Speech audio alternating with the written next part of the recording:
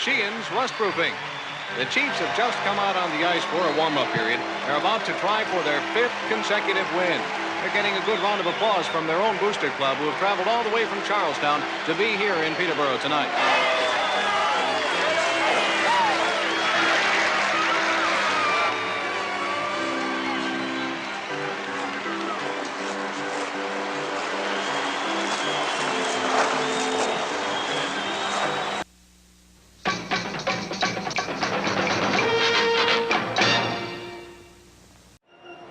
Are you a first responder, a veteran, a doctor, a nurse, a teacher, or a Let's Go Blues radio listener? Of course you are. If you're in the market to buy or sell a home, call real estate superstar Mike Burgoyne today at 314-753-4060 or email him at mike@strikewithmike.com to earn special rates today. 60 Pickleball is an industry leader in high-end pickleball paddles. Use discount code CPRICE10 to get 10% off at 60pickleball.com. Don't get stuck on the court with an inferior paddle. Go next level with 60. Have you subscribed to the LGB Minute podcast yet? It's a 5-minute weekly St. Louis Blues podcast hosted by Jeff Ponder that is released multiple times a week to fill the gap between Let's Go Blues radio episodes. Subscribe today.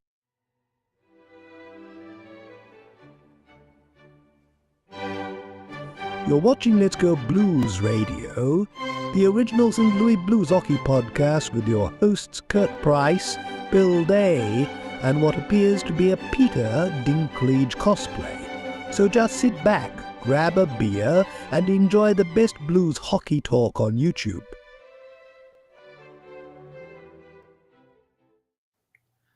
From St. Louis, I am Jeff Ponder, and I'm joined by the beautiful and sultry voices of Curt Price and Bill Day. We're bringing you the often imitated, never duplicated, you'll have to speak up, I'm wearing a towel, the original St. Louis Blues hockey podcast, Let's Go Blues Radio. This is the 41st episode of season 14 and the 502nd I can't say that word. 522nd episode of all time. We are off to a rolling start here. 500 in consecutive seconds.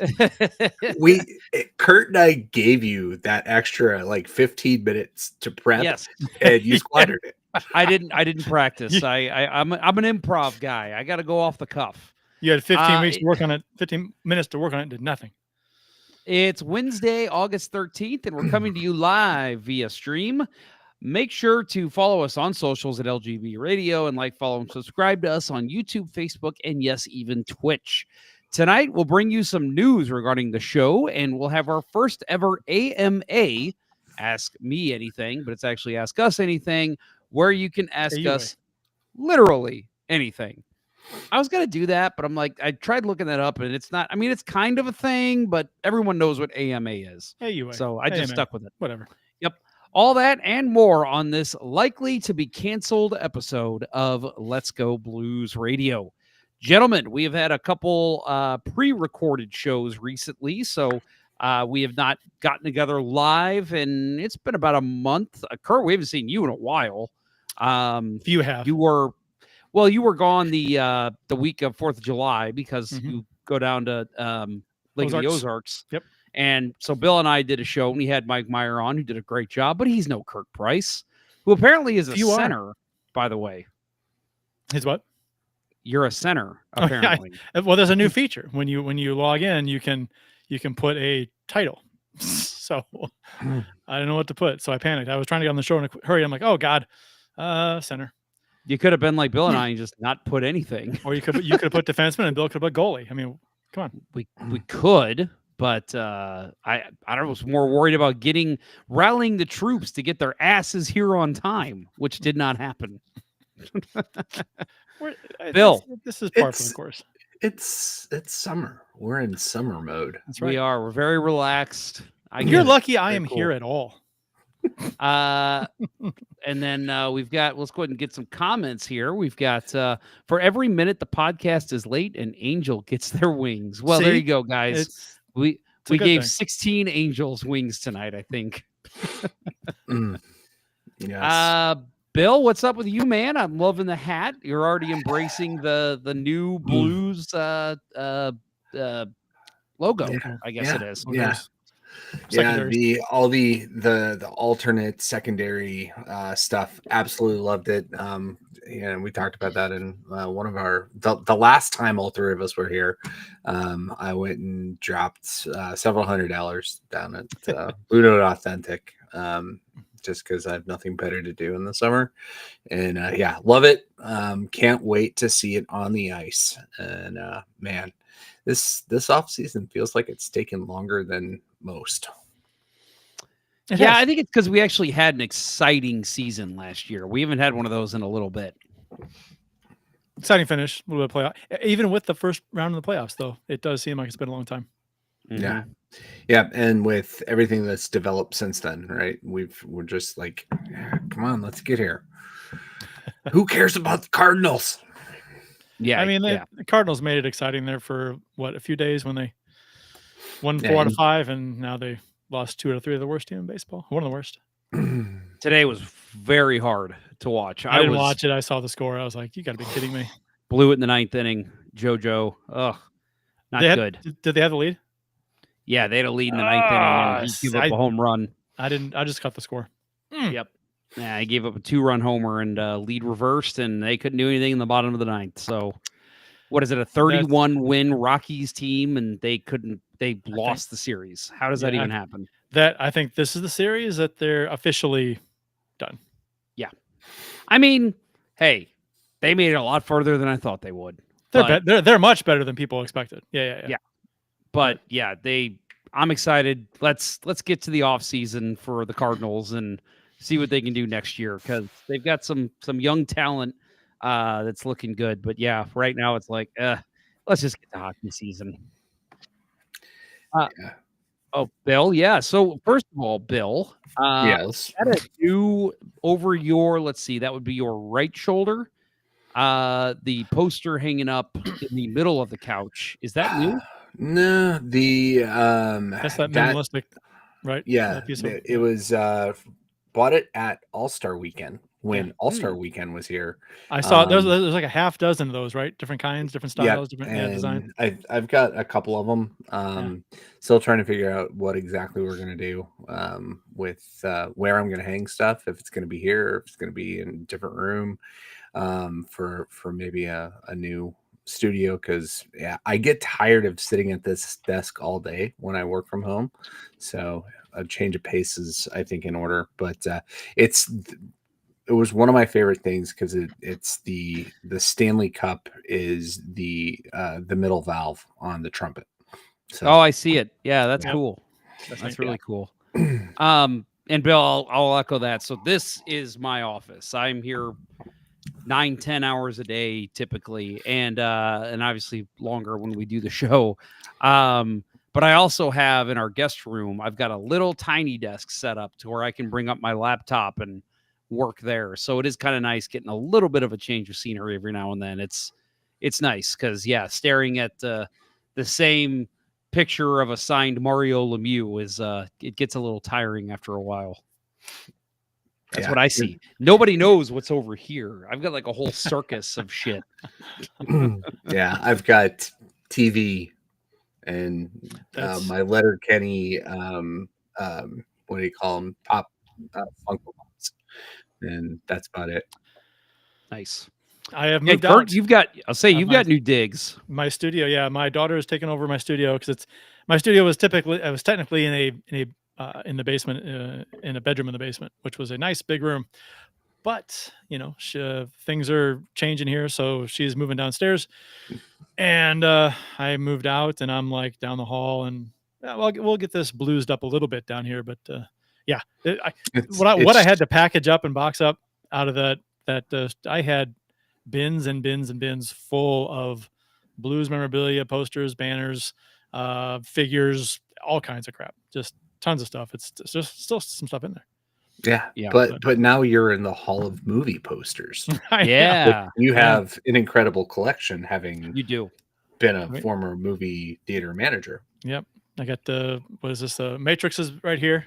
And then right behind me is the Alien.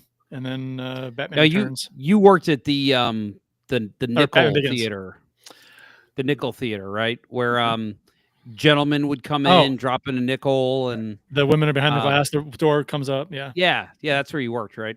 Yep. I mean, you say this like you don't know. I mean, you had a repeat eater card to go there. That's where we met.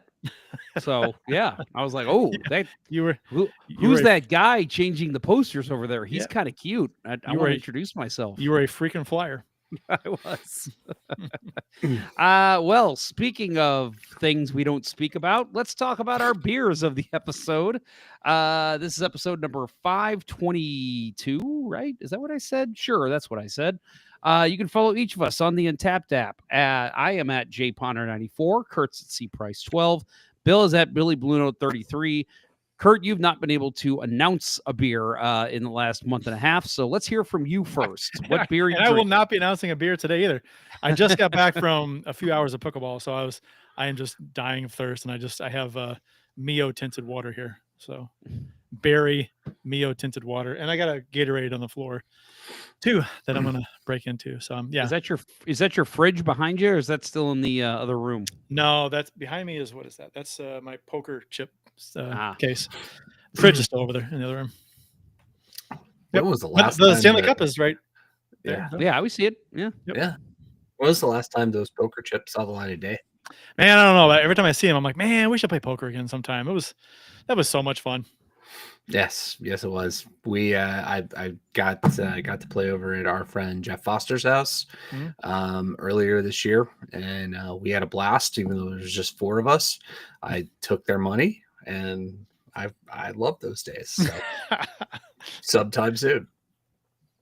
Bill was the kind of poker player that we kept standings and had points in first, second, and third, and Bill just wanted to finish in the money for points, right? And to get you finish third, you typically got your money back. So Bill's just trying to stay alive. Yep. The strategy was stay alive, just let the other people fight it out, and he just hopes to finish in the top 3 out of 8. So I'm not a poker player. So I'm not a poker player. I'm a blackjack player. That's my game. So but I'd love to get into poker because all my friends that play it love it, and including you two. So we did exclusively Hold'em, which yeah. So not proficient in a lot of the other games, but Hold'em poker that was fun.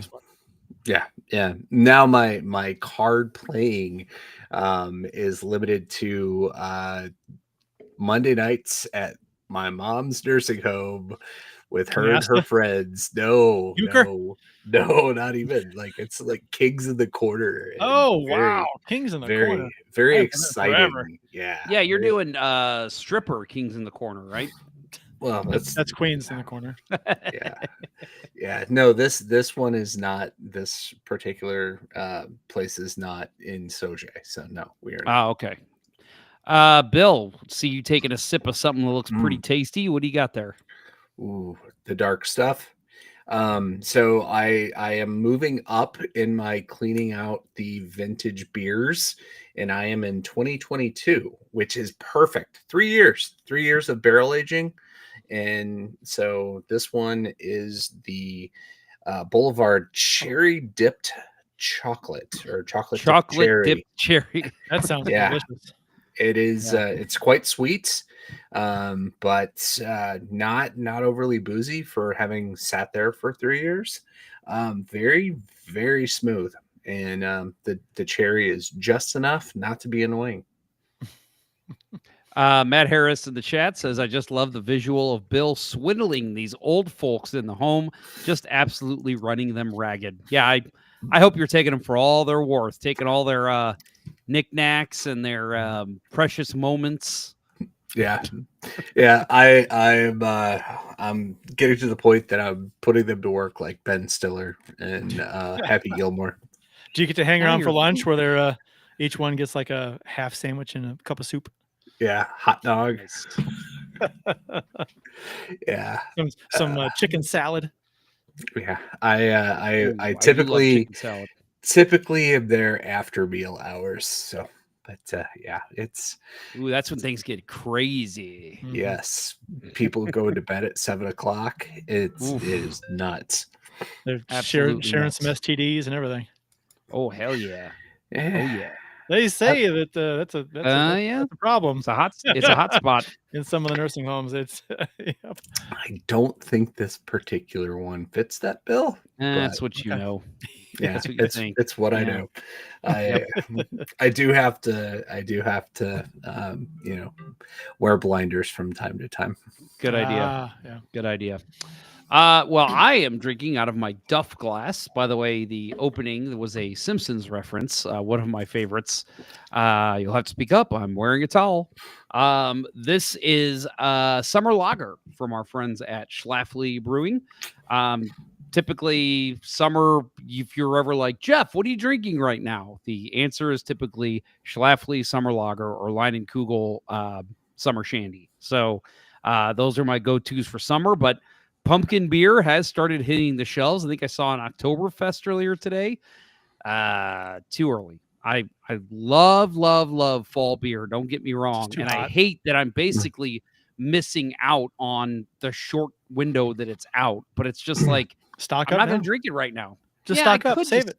Stock up. I Save it. could, but it's Yeah. just, it's still going to be there in a month when I'm ready for it. You say that, and then you say we always run out in St. Louis of pumpkin Right beer. after Thanksgiving, pumpkin Yeah. beer, Oktoberfest is gone. Right So after the Thanksgiving. pumpkin beer was it wasn't just Oktoberfest, but the pumpkin beer was on the shelf in Schnucks last weekend or the weekend Yeah. before last. But this year they actually were outpaced by the home decor stores with the Halloween and fall stuff being put. Oh, out. I saw Halloween stuff on. I think it was 4th of July weekend. It was the Yeah. 3rd, Yeah. and I was like, "You got to be kidding me!" Like, Just good lord. nuts. You know, Yeah. for some reason I don't mind when it's a little shocking, but I don't mind Halloween stuff. I love Halloween stuff. Yeah. I mean, it is early. July is stupid early, but Halloween stuff's fun. I like Halloween stuff. Yeah. I mean, it doesn't bother me. It's just like, wow, like really, who's buying Halloween stuff right now? Like I don't get angry. Like people get angry with Christmas stuff, like coming Yeah, I out don't in either. like September or whatever. I'm like, I don't get angry. I just I like Christmas, whatever. Yeah, I used to, but that was, I was still getting over having worked retail for way too long in college. So, Yep. now I'm better. Well, guys, our first segment here is going to be full of some very exciting news for us. Maybe it's just exciting for the three of us. I don't know. We're not going to spend a lot of time on it here, but if you follow us on social media, as you can tell, if you follow us, things are starting to change very slowly. We are getting a new logo, new color scheme. All of this that I'm about to speak about, designed by our very own Curt Price, who's done a tremendous job with it. But we already it's not, have. Not just getting. We already have. Oh, I know, but this is the official announcement. Okay. So that's what I'm saying. We've kind of done a soft launch to a certain Right. extent. Like So you can see now over my left shoulder, your right of me, we've got a new logo there, which is beautiful. Yep, Kurt's pointing at it right there. Those of you on the podcast, go out to letsgoblues.com, which Curt, you wanna drive us through, because I know that's kind of that's your thing. So anything you want to show on the site, I figure you're best to probably do it. So Kurt's going to pull up the screen share, and he's going to show off. We've got a brand new website as well. It's not just a different logos and different colors. It's an actual new website, very modern, looks beautiful. Again, Curt, I'll let you take it away here, but very, very nice looking. I'm going to take off the ads here too. Yeah. So we can Just see for a it second. better. Yep. Yep. Oh, where is it? So, yeah, no, take the overlay off. There it goes. There we go. Yeah. So, brand new site, way different look. We got our podcast front and center here. Got the unstoppable St. Louis Blues hockey podcast. Home about. We got a little write up here about LGB Radio, about how the show started, more or less. a little blurb about us, some stories that we brought over from the old site, along with some notable shows that we've done. We'll add to this as we go. Yep. At the bottom. And we got a link to Jeff's LGB Minute podcast up at the top. I will add that will be eventually that'll be a page on the site as well. I have not built that yet. Okay. So I've got a gallery with a bunch of photos that we'll add to that too. Photos of the show, of us, or blues stuff, whatever. And we got a advertising link for folks who may want to contact us for some ad space. And there's a fan zone, which got our Discord and got our shop. So, and I guess one of the big things is that letsgoblues.com has always had a forum, discussion forum since 2001. And so that has gone away. 25 years that's done. We've moved over to Discord. So there's a link on the site to go to the Discord. And if you're not a Discord member, you can sign up and join the chat. We're going to be using that more this season. Hopefully a lot of the folks that were on the forums before move over on Discord and continue their conversations there. So yeah, because that was what letsgoblues.com was built on, right? It was the most vibrant and sane blues chat space on the internet. Originally it was stlouisbluesnews.com. Actually, originally it was est1967.com. And then that was hacked and taken down. And then I decided to build stlouisbluesnews.com, and then it was just a forum, and then we built a site around it, and then it was St. Louis Blues News for a few years, and then or a couple of years maybe, and then when letsgoblues.com became available, I bought that and migrated that stuff over to letsgoblues.com, and it's been that since 2000 or 2001. I think 2001 sounds right. And Curt, I'll add too that, I joked earlier that we met at the theater, but that is actually how this show started, was because I was literally thinking like, man, I want to start a podcast. And then I don't know if it was you, Curt. Well, I was testing out. I was looking into starting a podcast through the site, and I was just playing around with a button, add a button to the site. And I guess I put it up temporarily for a few minutes, and you saw it. You saw the podcast option on the site, and you contacted me, and you were like, hey, yeah, I saw the podcast option on the site. I'm not kidding. Like, so it was like 3 or 4 days before that, I was sitting there talking to some friends, and they're like, dude, you should just do a blues podcast. There isn't any right now. And I'm like, okay, yeah, good idea. I need to find somebody that'll do it with me. And literally I saw that. I'm like, oh my God, serendipity. And Curt and I had never, we talked a ton on the forum, but we had never talked face to face. And again, I know I've said this before. First time we ever did a show was the first time Curt and I ever actually met. In person. Yeah. Yep. Yeah, that was pretty wild. And just happy accident, right? I was just dicking around with podcast features on the site, and you saw it. It couldn't have been up for more than like 15, 20 minutes. Yeah. So, well, it's because I lived on that site, Curt. That's all I did. It was so busy. That was before social media. That was before Facebook and before all that stuff. So discussion forums were it. Online where people gathered and discussed things. So it was really busy. And then, social media took off, and that kind of fragmented things pretty severely. And there were some things that happened on the site that, and this just kind of people just fizzled away. So there's a small group that still posts. But hopefully we'll build that back up on Discord. We can get some more conversations going in there. We can do shows from there. We've done live chats before in there after games and things. So I'd like to do some more of that this year if we have the time to do that. That'd be kind of fun. Yeah, so. If you're a forum user, or even if you're not, if you've never been to the letsgoblues.com forums, I know Discord is daunting for people my age and older, because it's like, oh, all the kids are using it. But trust me, it is very, very easy and simple. All you got to do is you log in. If you choose to use the desktop app, which I do, it functions just like an old forum does. So let's get in there. We've already got some awesome. I know Glenn A. Richter is a guy that's been around, I think, literally since day one. Like I saw he posted in there the other day. And we've got a couple of other people still already in there. There you go. Kurt's pulling it up.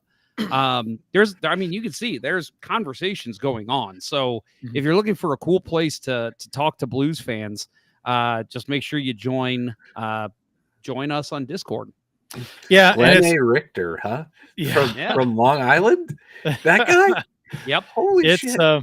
Amazing. it's pretty simple. I mean, it's not visually, it's not a lot like your typical discussion. It's like you got your left hand column here where there's categories and there's channels in the categories, and you click on a channel like this general chat and you see this and you can just talk.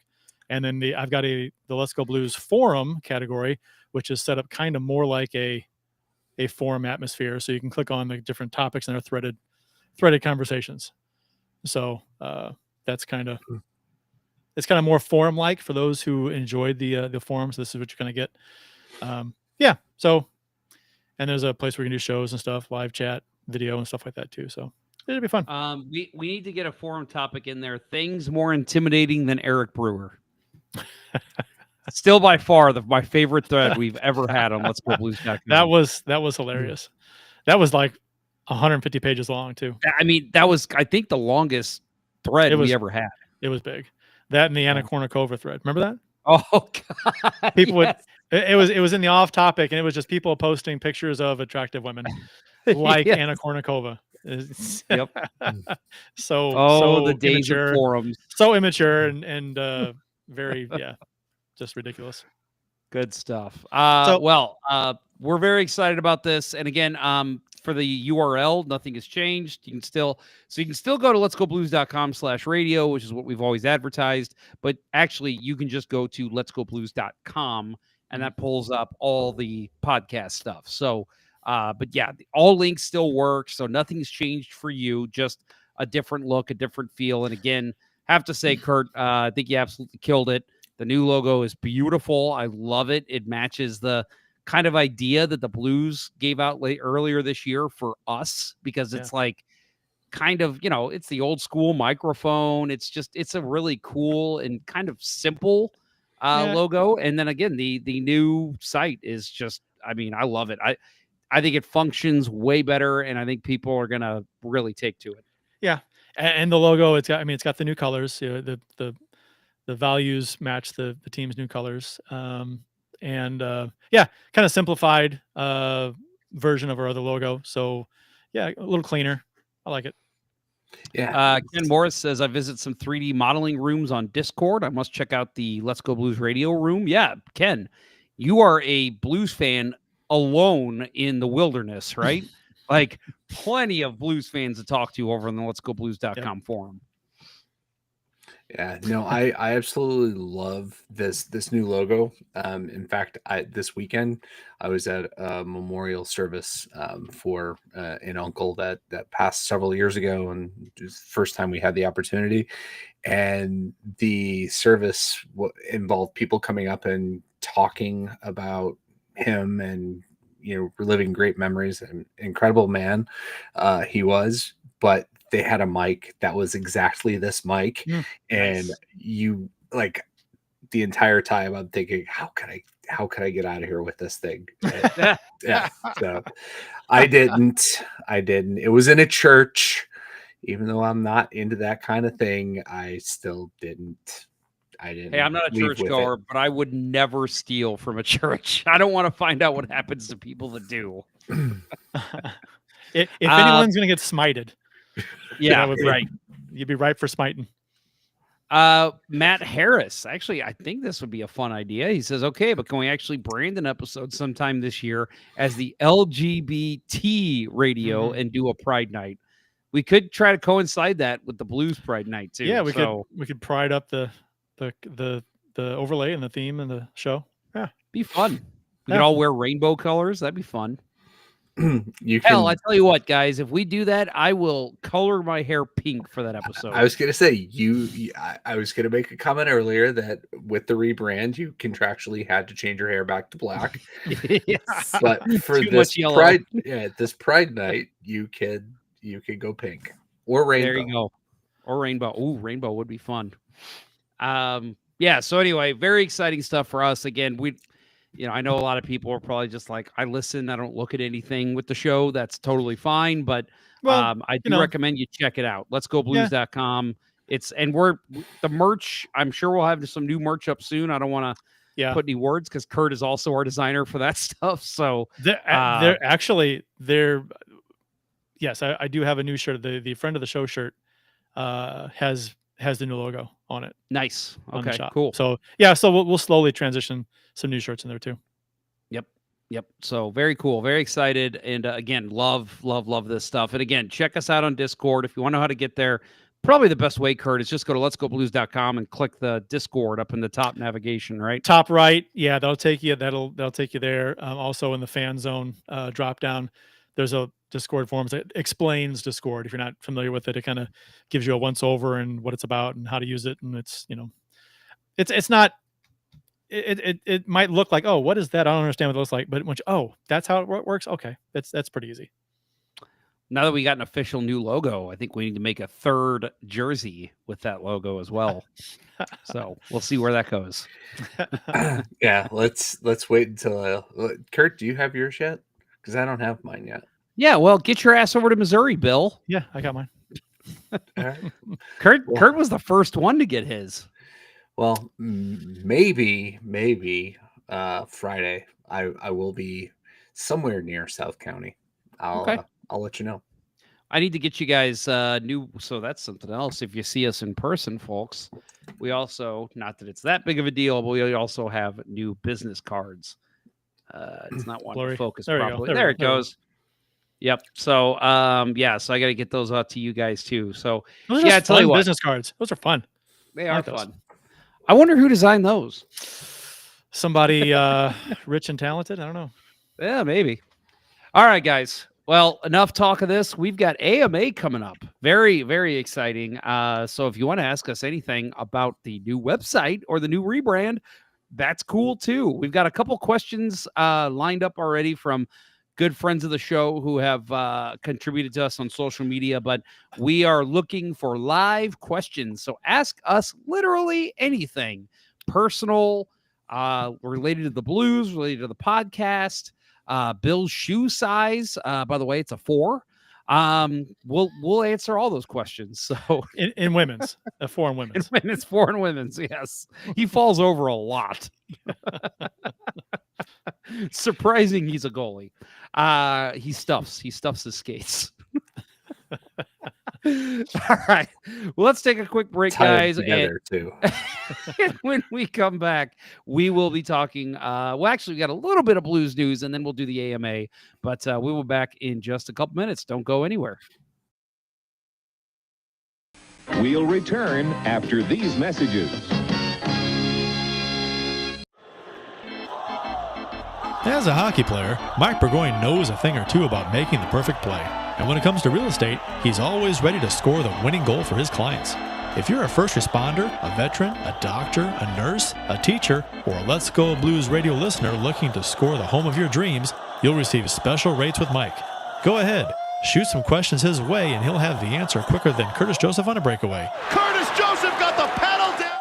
Any barriers? Mike will mow them down like Chris Pronger in front of the net.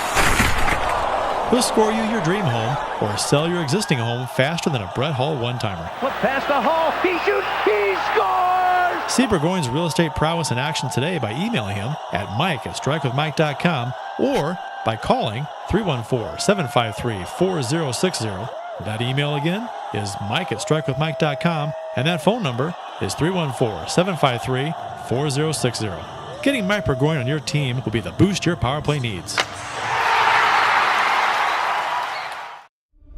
The battle for the top spot in the league is on the line. Many warriors have entered the concrete jungle, but when the smoke clears, only one will remain. They all want it, but only one shall have it. Hide your children, lock your doors. Those with weak stomachs should almost certainly look away. This is Big Boy Pickleball. You have been warned.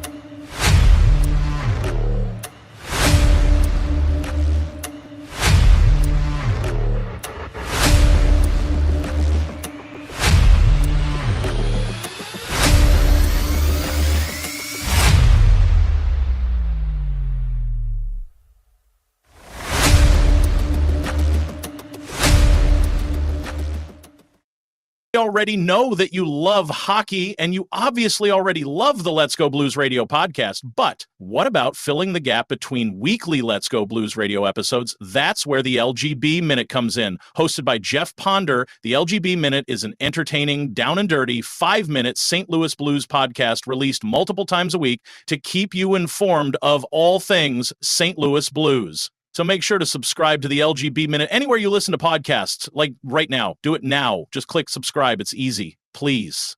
Now. And now, back to Let's Go Blues Radio, the longest running St. Louis Blues podcast with Price, Ponder, and Day.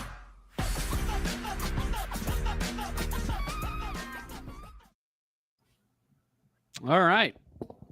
Well, Blues have released their 2025-26 regular season schedule. It was almost a month ago, but I mentioned it in passing in one of the pre-recorded shows, but wanted to have some time here in case we wanted to discuss it at all. There's plenty of things we could talk about with it, but big thing I want to mention is opening night, October 9th versus Minnesota. The season finale will be April 16th at Utah. So we're looking at October 9th to April 16th. Again, anything here with the schedule you fellas would like to discuss?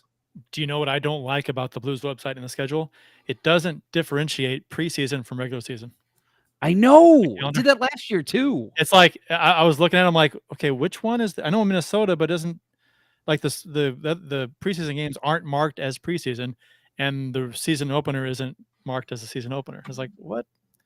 Come on. It's ridiculous. It's the easiest remedial shit that they miss. It's the easiest way to get people to buy tickets. Oh, hockey. Oh, yeah. It's preseason. That's Wait, why is this Blackhawks game? I can get tickets for $10? Sold. Yeah. Sold. Hey, how about this though? We do play the Blackhawks early in the season this time.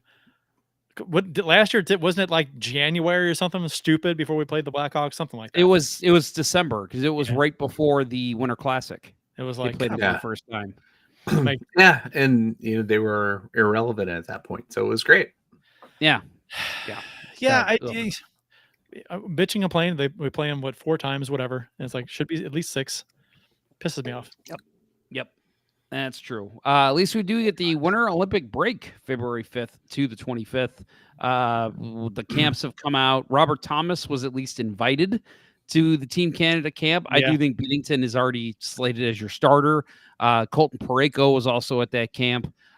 Surprising not see Jordan Kyrou at least get an invite to the camp, but he was not.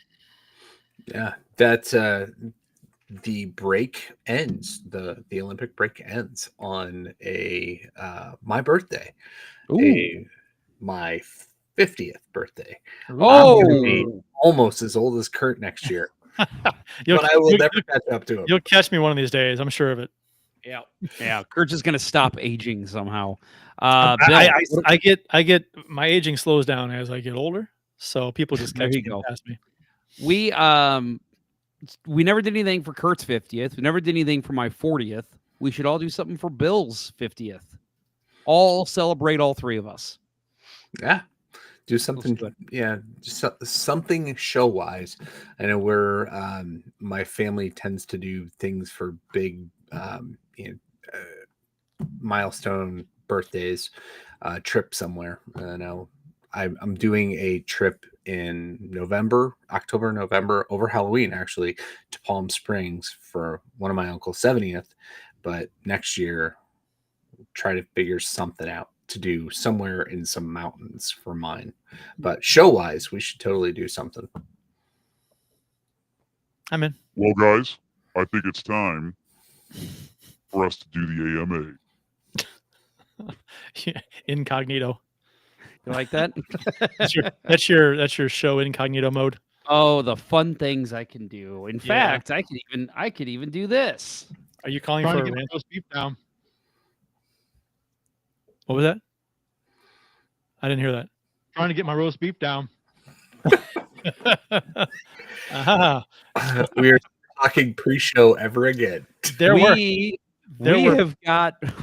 Oh, that was on the show, Bill. There are plenty of shows where I was enjoying some Lion's Choice at the beginning of the show. This is Bill.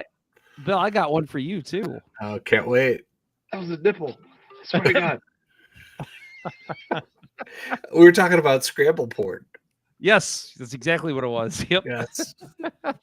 Well, if I'd known you were doing that, I would have pulled up a couple of clips from you, Jeff, too. Oh, well, I got some good stuff.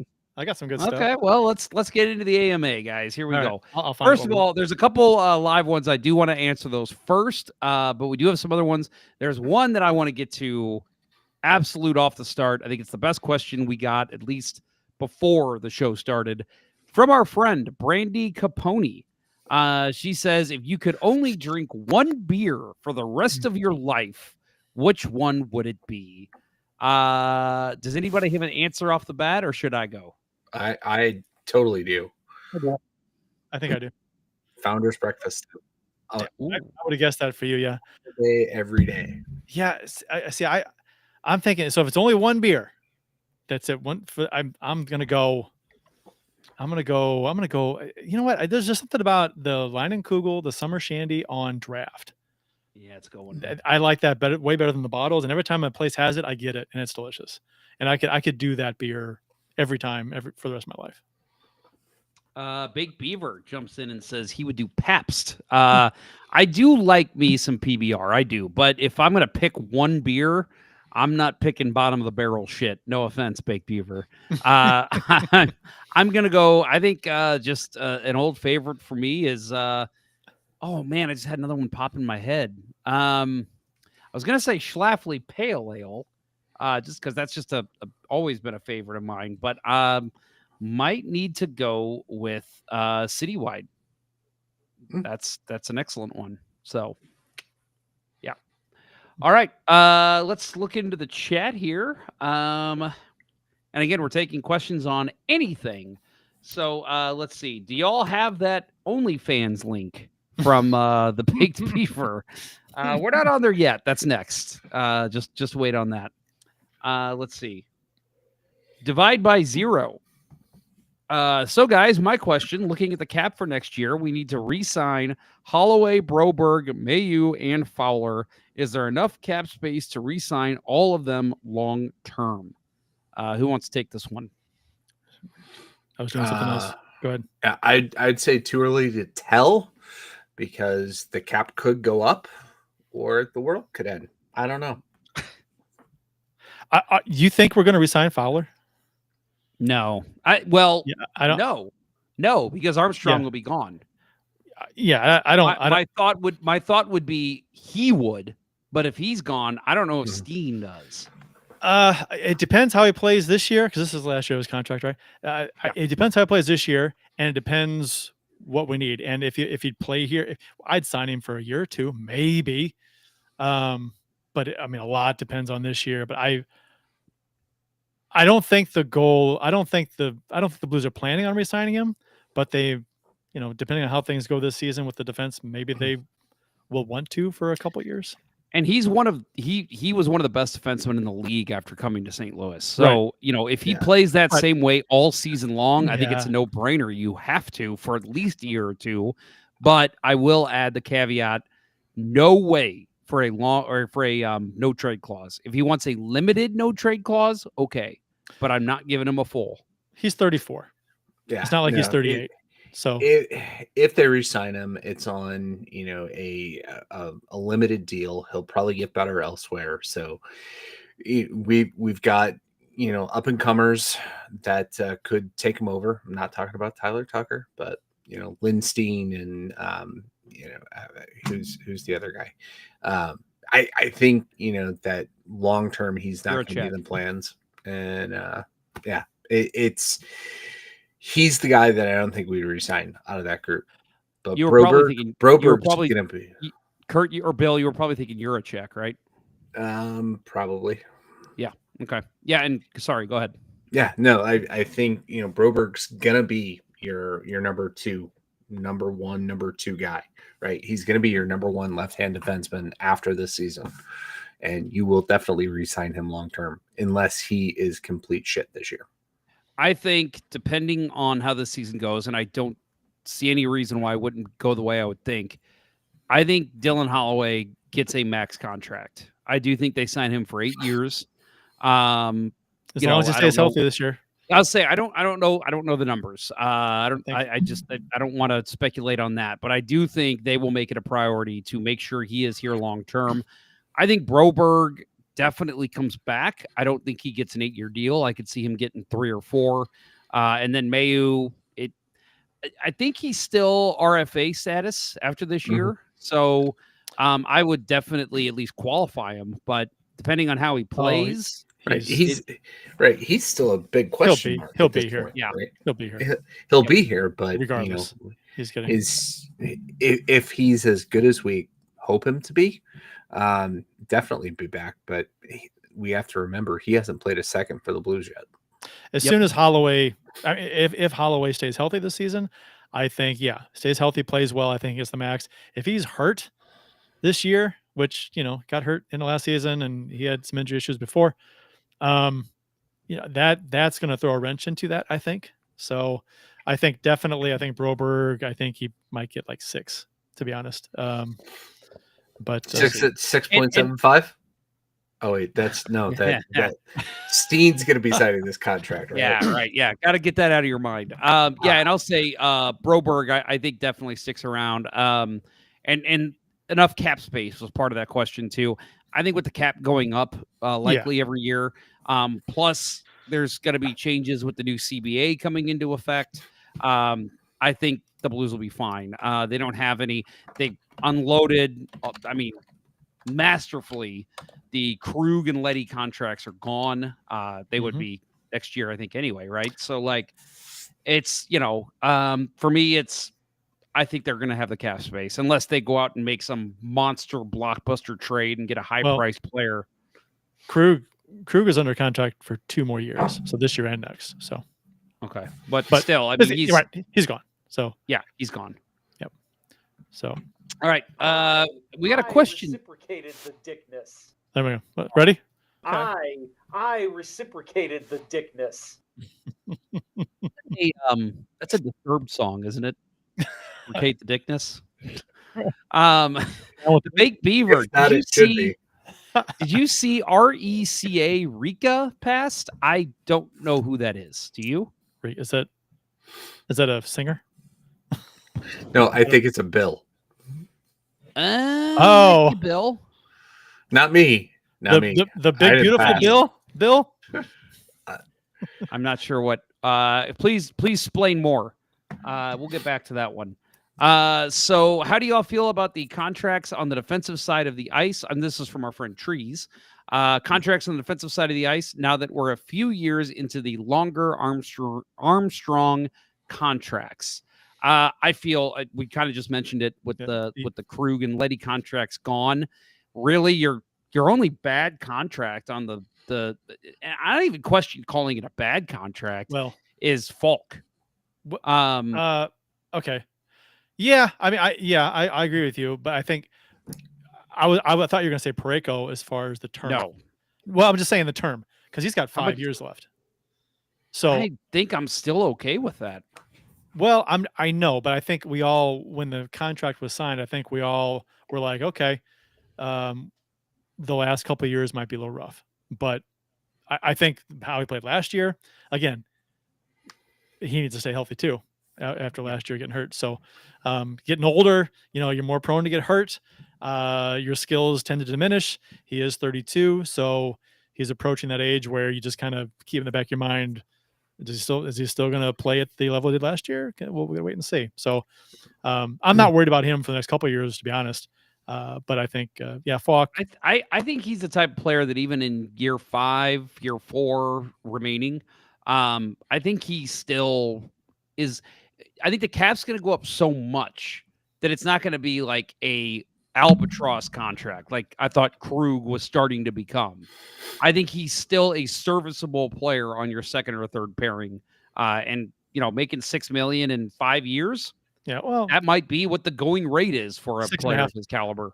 Yeah, and typically defensemen, they can play longer than they can play longer at a higher level than forwards typically do.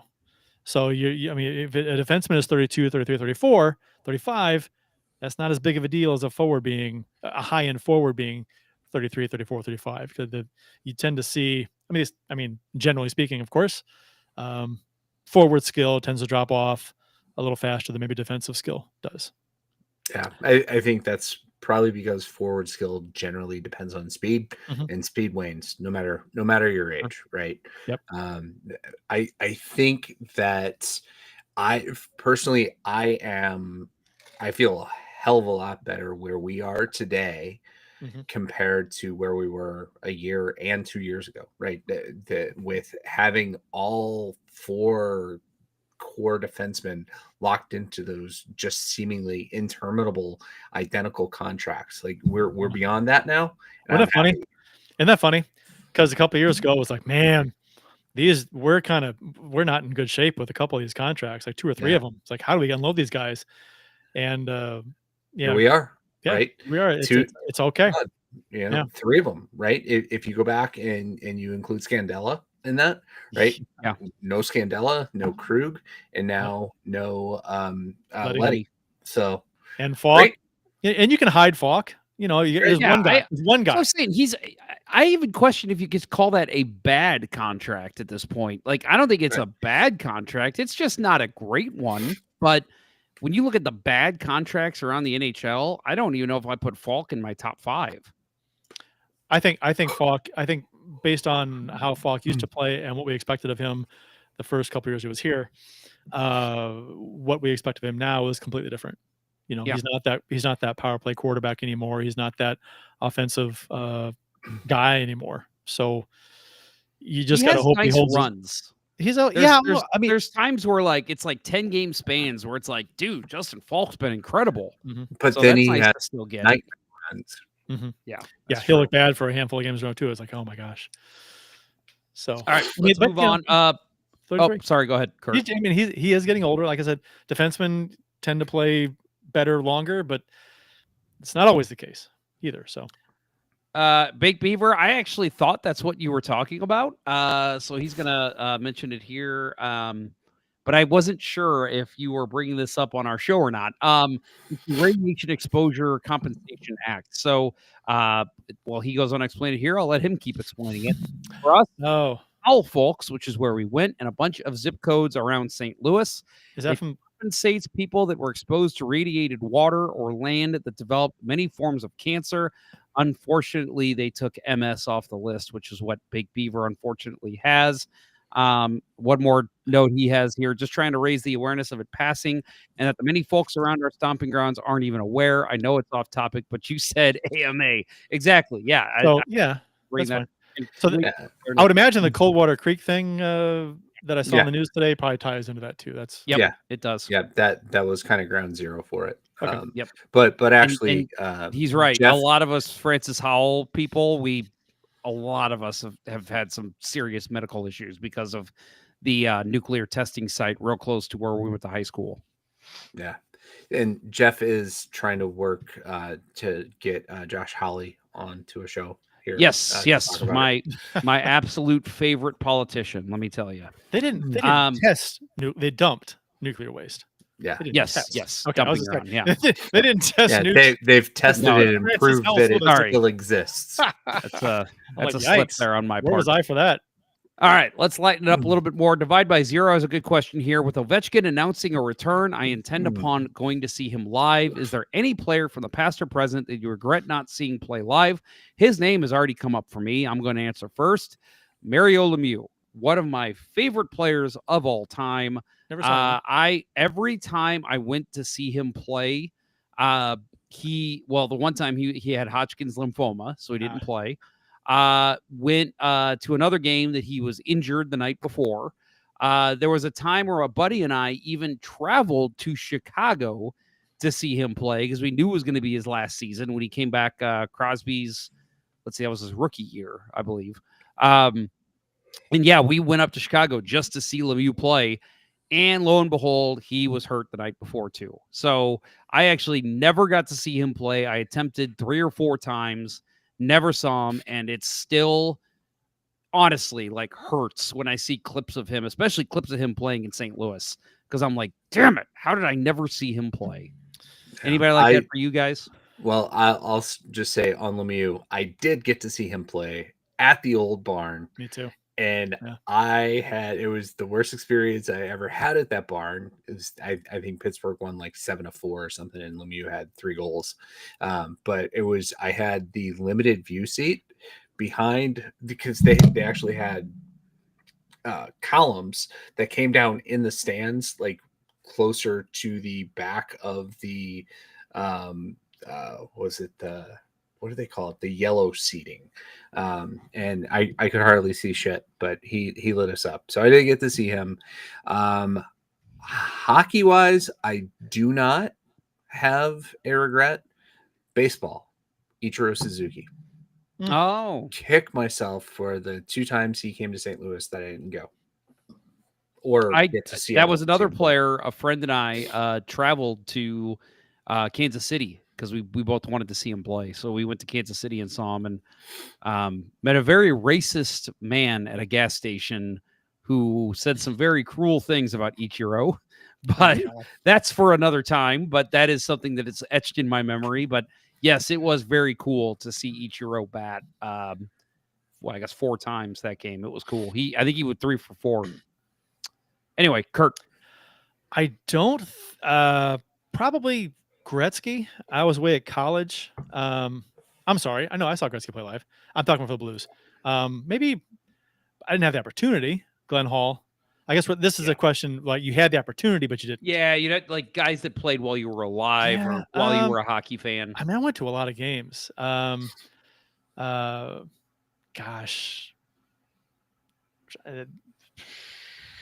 I assume I saw Gretzky play live.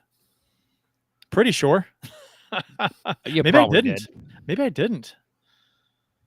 I did not see Gretzky play as a Blue live, but I saw him play. I was I saw him come back. I actually was at the first game that he played here with the Rangers, where he got booed like relentlessly. I was at his first home game as a Blue. Let's see if I can find that ticket. And by the way, update here from Baked Beaver. He said it wasn't testing. He's right. They had developed the atom bomb. Right. And so they were working with nuclear and the waste materials. The waste went into the water. Yeah, it's we had some. I think like something like 60% of the class of like 88 or 89 or something had some form of cancer or lymphoma, and I'm crossing my fingers. I'm lucky, but I would say my dad lived around that his whole life, and he passed away from leukemia, so it always kind of makes us wonder as well.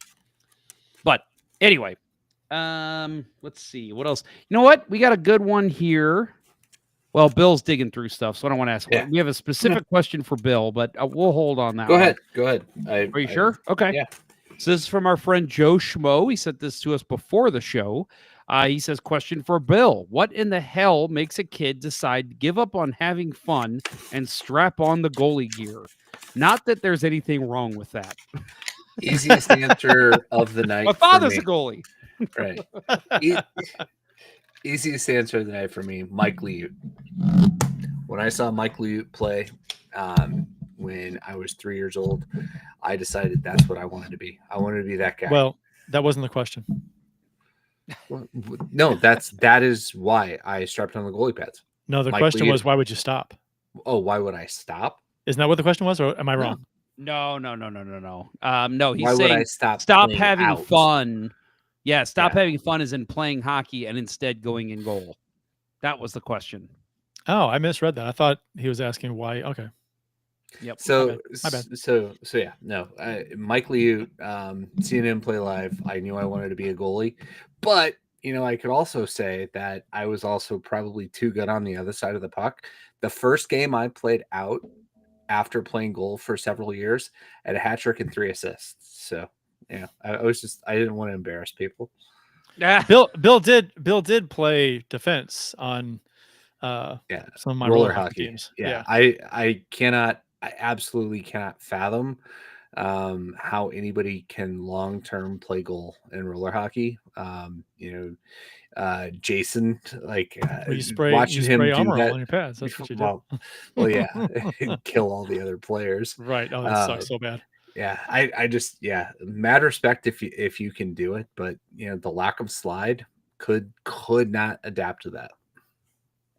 Well, we got a good question here from Ken Morris. He says, have any of the hosts played with any NHL players from St. Louis in your youth hockey days or in recreational leagues? I've talked about a few of them. Do you guys have any? Any come to mind? I have not. Didn't Jeff play against Maroon in a roller hockey league or something? I did. Oh, you mean other Jeff? My cousin. Sorry, my bad. I'll say I have two. My cousin Jeff. Yeah, my cousin Jeff. He played against Maroon. Yeah, and he in roller hockey, right? Yeah, called him, and he said he was a complete asshole. Yep. Yeah. Before he had to stop playing because of hip issues, stupid roller hockey court. Yeah. So I never played against an NHL player. I played against a couple of guys who washed out like at AHL, IHL level. But probably the most famous person that I ever played against was the guy who was Brett Hull's hockey double in the McDonald's commercials in the early 90s. And he was the hardest shot I have ever faced in my life. And actually, when I made a glove save on him, my arm went completely numb. Guy's name was Ken Ford, and he was one of the two owners of D&K Hockey on Brentwood Boulevard, if anybody ever shopped there in the 90s. Donkey and Kong hockey. Very cool. I know the guy who stood in for Barrett Jackman in a team photo. Like the actual team photo that was, given away on posters. He stood in for, I told that story before. He stood in for Barrett Jackman. Barrett Jackman wasn't there, and they photoshopped Jackman's head on top of my friend's body. And he may be listening. Chris Bray. We did that with Kane Van Gate in our Total Hockey picture that we took. He was out of town, and we took a team photo, and we had somebody else who'd never skated before step in his way. And so we're like, literally, like, if you look closely at the photo, we're all holding him up because he couldn't stand on skates. And so then we just photoshopped Kane's face on him. So shout out to Kane Van Gate if you're listening. So for me, yes, I played against a couple, mostly recreational. I played against Pat Maroon a couple times. In Dallas, you played against? That was my favorite one. And I know I've told the story on the show before. But yeah, Pat Maroon, I played against Cam Jansen. Again, working at Total Hockey. We had NHLers join us. We had a Tuesday morning skate. There's a couple times guys came out and skated with us. Phil McRae was one. I'm trying to think of who else. It was a defenseman. Oh my gosh, what was his name? Drawing a blank. He was not a household name in St. Louis. It was not Vladimir Chepeturkin. But man, I cannot remember who it was. Anyway, it'll come to me. And then yes, and as Curt just said, my favorite was a pickup skate when I lived in Dallas, and Craig Ludwig was he was out there, and he was on the opposite team. I didn't recognize him. I saw he was wearing the fanned out shin guards like an asshole, and he was skating like the wind. I mean, at this point, he was probably 52, 53, be my guess. And this dude was skating circles around everyone. At one point I jumped off the bench or onto the bench, and I'm like, this fucking old guy, who the fuck does this guy think he is? He's out here deaking. He's trying so hard. Everybody starts laughing. They're like, you know who that is, man, right? I said, no. And he goes, Craig Ludwig. Like, he's not trying. Trust me, he's not trying. And I'm like, God damn it. I always hated that guy.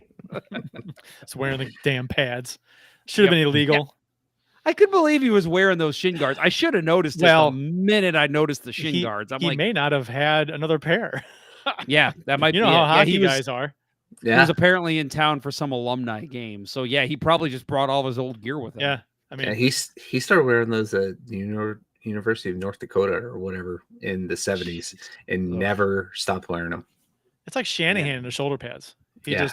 He he just wore the same damn shoulder pads all throughout junior and the NHL. I was like, and you saw him. He takes his jersey off, and they're just hanging on him. They're not the big, huge They're not plastic protecting football anything, shoulder right? pads that they're not protecting anything. They should go back to that stuff. They really should. They should go back to those elbow pads and those shoulder pads. We got a great question here from Joe Schmo. Boxers or briefs? I am boxer briefs. I switched to boxer briefs like 15 years ago, and I have never gone back. I've tried wearing boxers. Like my wife will like sometimes get me, like she got me Perry the Platypus boxers because my son was a big Platypus fan. And I mean, I still have them. I'll wear them when I'm in a pinch if I need to do laundry, but like I am boxer briefs all the way. Me too. I'll sleep in boxers, but I've typically my daily driver is your ride or die is a boxer briefs. Not cotton though. I do like I don't know what the hell kind of material it is, like a spandexy kind of a thing or something, stretchy material. I don't know. It's comfortable. A synthetic. It's comfortable as hell. Yeah, probably give me cancer.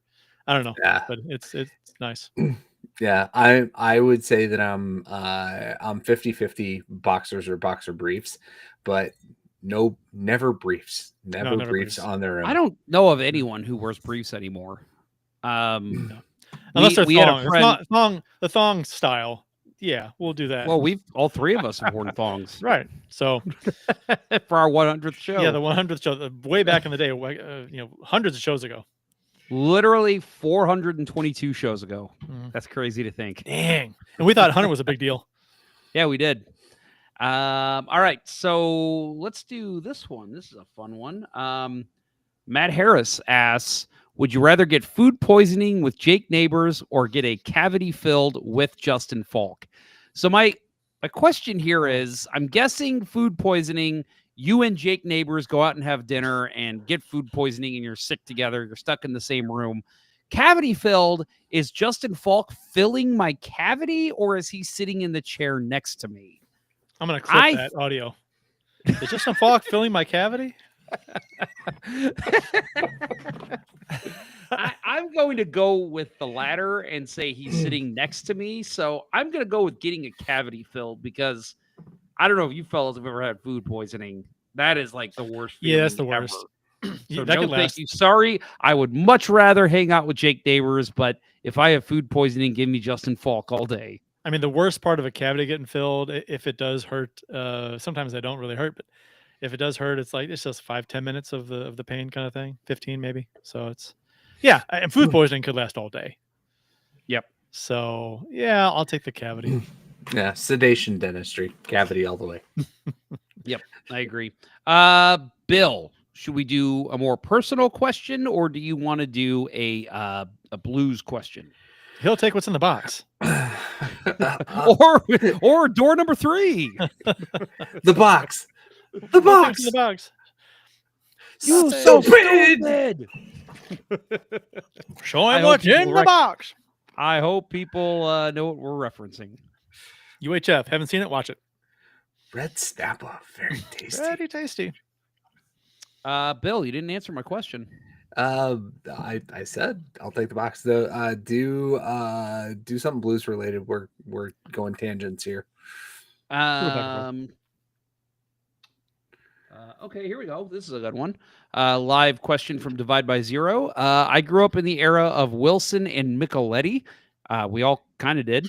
I'm a blues fan because Joe explained the game's nuances. What broadcasters did you appreciate the most and why?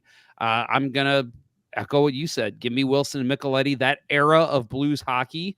And not just talking about the game itself. I'm talking about the era of broadcasters. Those two, to me, were by far the best. Now, if you were to say Wilson and Federico, Wilson and Affleck, that's a totally different thing. I would not say that, but give me Wilson and Micheletti all day. That was when Wilson was in his heyday. I like how you asked Bill which question he wanted, then you answered. Oh, well, I was saying for all of us to answer. Okay, all right. Ask you next. I thought you were asking him the question. No, it's a question for all of us. Okay, all right. Well, then, Bill, what do you think? So I'm probably the only one that really got to enjoy it, but the Dan Kelly, Gus Kyle era, old school hockey. He shoots, he scores, with enthusiasm every time. It's. I was spoiled as a kid, got to grow up on that, and it's that will always be my favorite broadcast tandem. I don't really recall listening to Kelly, and I'm not going to say that Wilson and Micheletti were better than Kelly. I would never do that. But so from like I grew up, Wilson and Micheletti were the tandem in my peak NHL fandom, right? As a kid, when I really got into it, bought the calendars and kept the score, wrote down the scores on the calendars and everything, and just did all that stuff. But yeah, Wilson and Micheletti, I like Wilson and Micheletti way better than anything we've had since. Yep. Mm-hmm. And that's not a knock. That's not a knock on Kelly and Pang and the guys that followed, because they did a great job. But Wilson and Micheletti, man, I mean, you listen to old clips of Wilson and Micheletti. I mean, it's top notch, man. It's just so good. There's times where, because I like to have noise on while I work. Typically, I listen to like instrumental music, but sometimes I'm like, I'm just gonna turn on an old blues game, and I pick one with Wilson and Micheletti calling the game, because it's just, one, it just brings me back, but two, it's just the game is just so well called. It's fantastic. I'll say this about the Wilson and Micheletti era, the Wilson era, because Micheletti left after what, 3-4 years, whatever it was. But Wilson, his last year or two here was not very good. The Wilson and Micheletti era was like, Wilson was still a professional. He was still focused on the game. He actually gave a shit. But after Micheletti left and he went through the Afflecks, the Fedorkos, I remember former brother-in-law of mine went to Wilson came to SIUE to give one of their talk things to the business school, and he asked him, so how do you prepare for a game? He's like, who's in town tonight? Columbus? I'll get there about 6 o'clock, read through a couple notes, and be ready to go. It's like, that's professional, buddy. But before that, you knew he was well prepared. Like in that Micheletti era, they had such a good vibe, and he was so good. And I think St. Louis's first exposure to him was calling the Monday Night Miracle for national TV, and that got him his job here, and he earned it in that game. But yeah, by the end of it, he was just a cartoon. Wilson did so many national broadcasting events, ESPN. He's on a lot of games. You pull up an old game. Oh, but damn, that's Ken Wilson. He did Cardinals games. He was like, I mean, he's not Joe Buck, but he was like, Joe Buck did a lot of different sports, and that was kind of his shtick. He was a Wilson. When Wilson was here, he was like he was really appreciated. Fans loved him. But I'm thinking fans today, I don't really, maybe they may not appreciate or understand how good he was when he was here. It's way better than Kelly. I'm sorry. People say Kelly is a living legend. He's the son of Dan Kelly. That tie-in is amazing. And Kelly was very good, but he was no Ken Wilson. Ken Wilson was he was not his dad. He was not Ken Wilson. I don't even think he's Chris Kerber. So for me, he's okay. All right. I'll take one. Here's a question from me for me from Casey Gorak over on Facebook. Casey says, what did you do? Which you guys are going to love this one. What did you do while you were in the media? Did you guys know I was in the media, first of all? I have not heard. You should tell the fans about that. I should say that every single week. I don't know why I don't.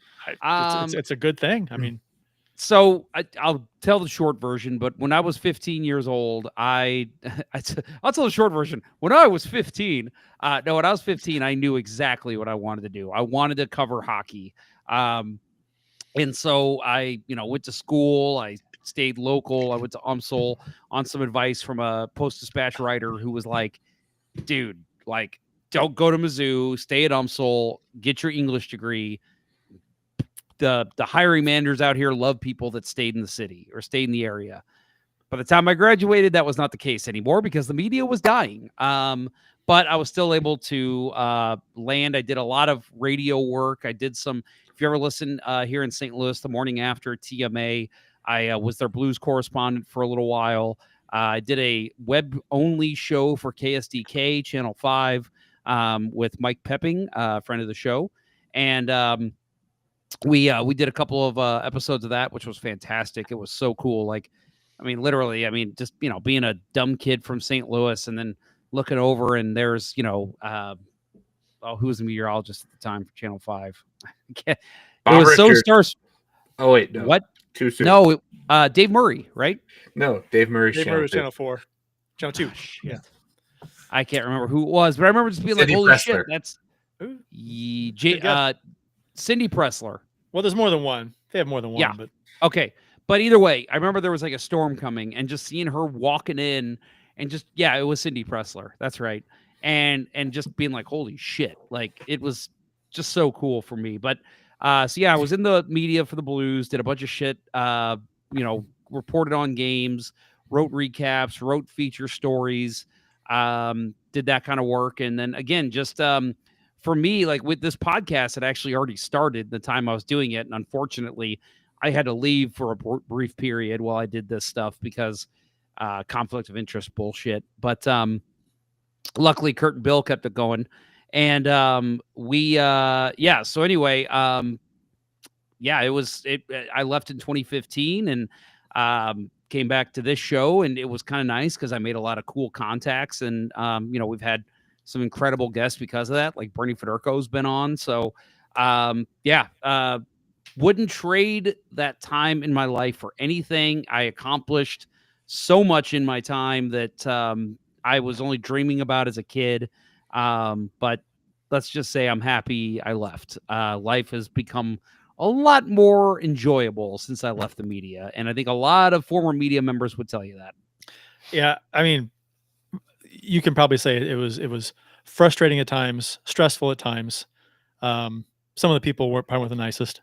So yeah. No, that was the most, I mean, I'm in a pretty fairly cutthroat industry now, in my life, but that's the most cutthroat shit I've ever seen. I mean, literally your coworkers are doing everything they can to like discredit you because they want that seat in the press box. And it's just, it's unfortunately for me, it's just disgusting because it's like, for me, it's like, dude, if you're a fan of this sport or even just a resident of St. Louis, you should just want to get a good word out on what's happening. Like that was my view. That is not the right view to have in media. In media, it's, I got to get this report out first.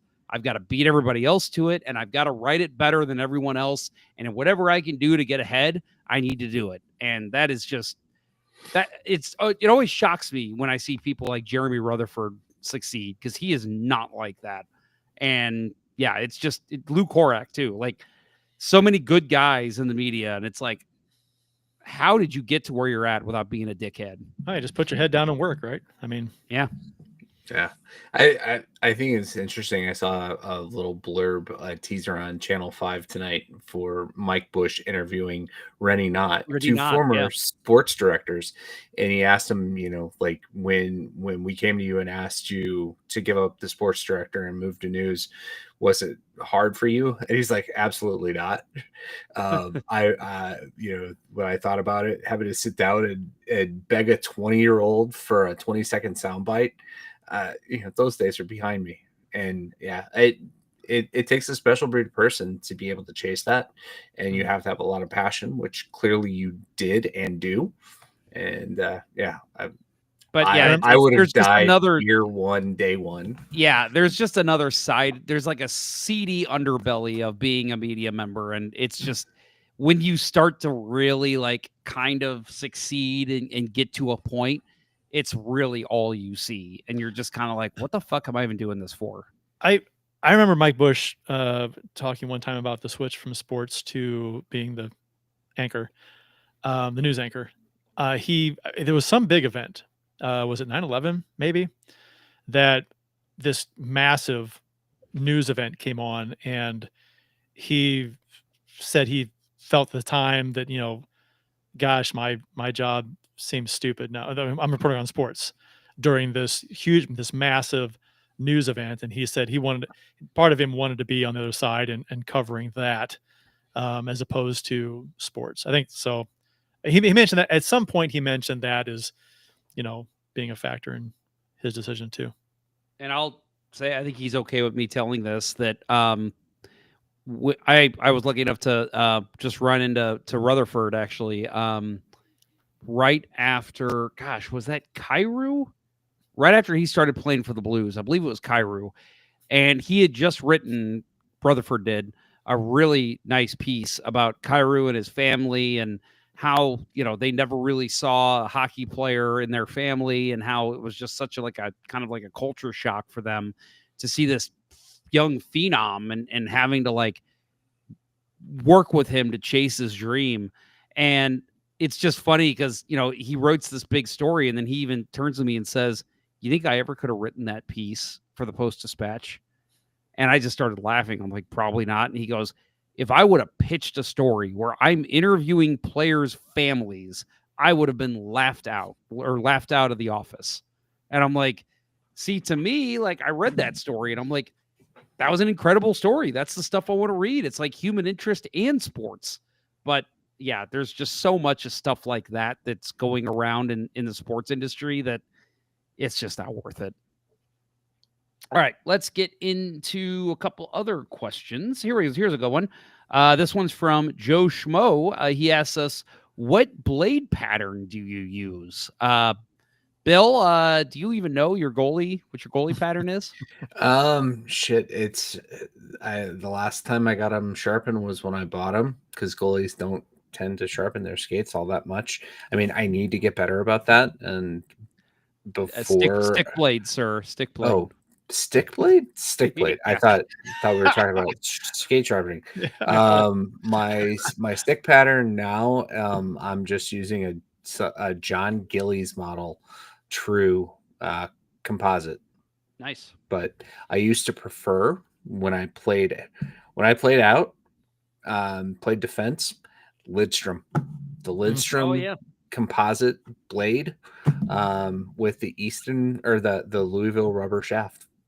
Extra stiff. The rubber. Yeah, the rubber. Nice. Still have it. I was I tried out the coffee curve. That massive hook. Still have one of those too. Yeah, and I used that for a little bit, but I settled into, I think it was either Iserman for a while, but then Crosby was like a sweet spot for a while too. I used Crosby for a while near the end when I stopped playing. So I came prepared. This is actually the stick that I'm using right now. I'm going to try to get this to where I can actually show. You're going to knock something off the wall. Yeah, probably. I can't get it to bend that way. Just show the name. Well, that's what she said. Well, I wanted to show the actual curve too. Maybe I can do it like this. It's not worth it. Never mind. This is a Suter stick, Ryan Suter. So I got one of these. So I got this one at one of those Blues garage sales. And my shot with this thing, I mean, I'm not kidding. It's probably picked up 5 miles per hour. It is the curve, the stick itself. It's just, I mean, it's a top end stick, first of all. So that helps. And the flex on it is ridiculous. But yeah, I got one of these. Love it. Still working for me today. When I went back to the Blues garage sale this summer, I actually bought another one. So if this one breaks, I got another Ryan Suter ready for me. But yep, that is my current blade. All right, what else we got? Here's a good one here. Divide by zero. Last question for me, guys. Can you tell me how you feel about two Blues GMs, Larry Plow and Ron Caron? What are their legacies? How do you feel they did in their jobs? Let's start with you, Curt. Well, Larry Plow has a reputation of Leary, of never being able to get the goalie to get us over the hump, right? That was his thing. Yeah. And I think we had some great teams under Plow, but didn't go anywhere. Ron Caron, I loved Ron Caron. Such a fun guy to listen to, such a character. Loved his willingness to wheel and deal. I do, but I remember, I mean, he brought the thing that with him though is that I will forever be irritated at him because he made that 7-player trade, you know, gutting the team, a really good team, just to get tougher on defense. But he lost so much chemistry and some wingers. You trade away Curt and Ronning, Momesso, Dirk, to bring in Butcher and Quinn was a flop here. And Butcher, I don't know why fans like Butcher. Butcher was terrible here. He was not good. Yeah. I don't know why fans like him. Because he was a tough guy, I guess. I always said he led the league in knocking guys down after they scored. Yep. That's what he did. My dad was a very intelligent hockey fan, but he loved Garth Butcher. And I always questioned him, like, Dad, Garth Butcher, come on. He's like, he's a badass. I'm like, okay, give Jean-Claude Van Damme skates then. We don't need Garth Butcher. I would, yeah. I mean, it Right. Unfortunately, I think that trade became his legacy. Yeah. Right. His famous quote, "Meat on the burner." Right? That's his legacy. Meat on the burner. That was his legacy until he made that stupid fucking trade, and cost us our shot, and then kind of fueled the Stanley Cup run. Because wasn't Jeff Brown included in that deal? No, that was a separate deal. But that was Vancouver, also a bad deal. Right. And Vancouver went to the final. With those players. In '94. Yeah. Yep. Yeah. But Karan, anytime he needed something to make any kind of tweak move, all he had to do was call Montreal, and they would be willing to deal with him. Right? How many trades? Minor trades. Charlie Bourgeois. I think Mike Lawler came from there. Vincent Riendo. He'd be able to pluck players out of Montreal, obviously send them there. But yeah, such a fun era, right? I mean, the wheeling and dealing, and the NHL hated him. Yep. for wheeling and dealing and signing players to bigger contracts and things. And I love Ronk. Even though I hate him for that trade, that I remember where I was when that trade went down and being pissed off. That was the first time I remember hearing about a trade and being like, "What the hell happened? Right? Why?" Right. And I think that he's also that gets overshadowed because he was followed by Keenan. Right. We went from kind of the riverboat gambler to the insane lunatic running the asylum. Yeah. Like get us Karan back, please. Yes. Yeah.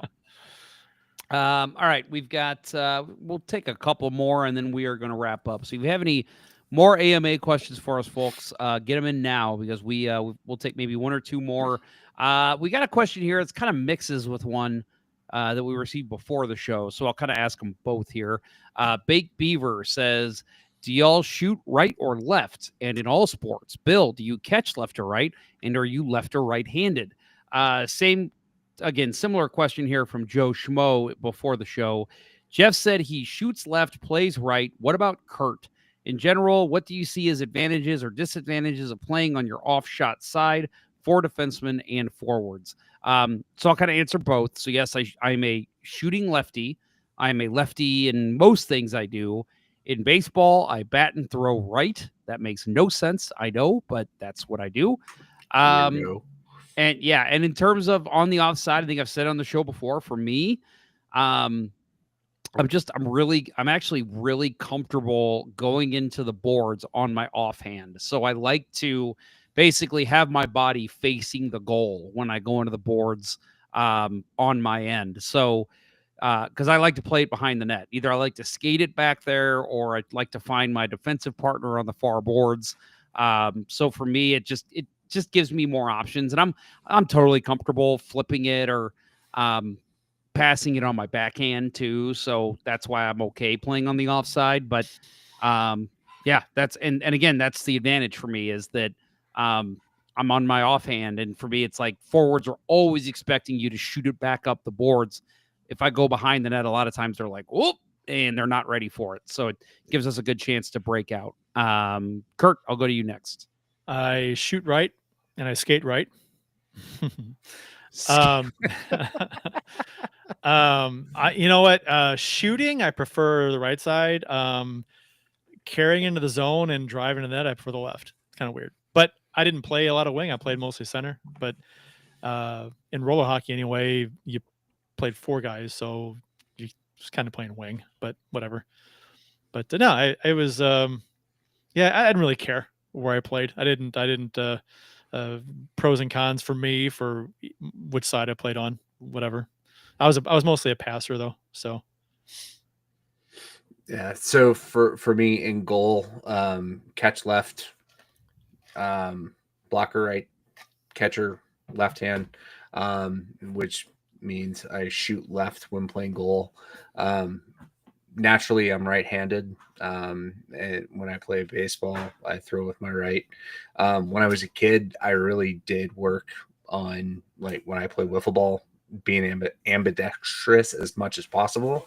I'm not terrible shooting left-handed. Batting, when I played softball, batting left-handed, I have a ton more power from my left side.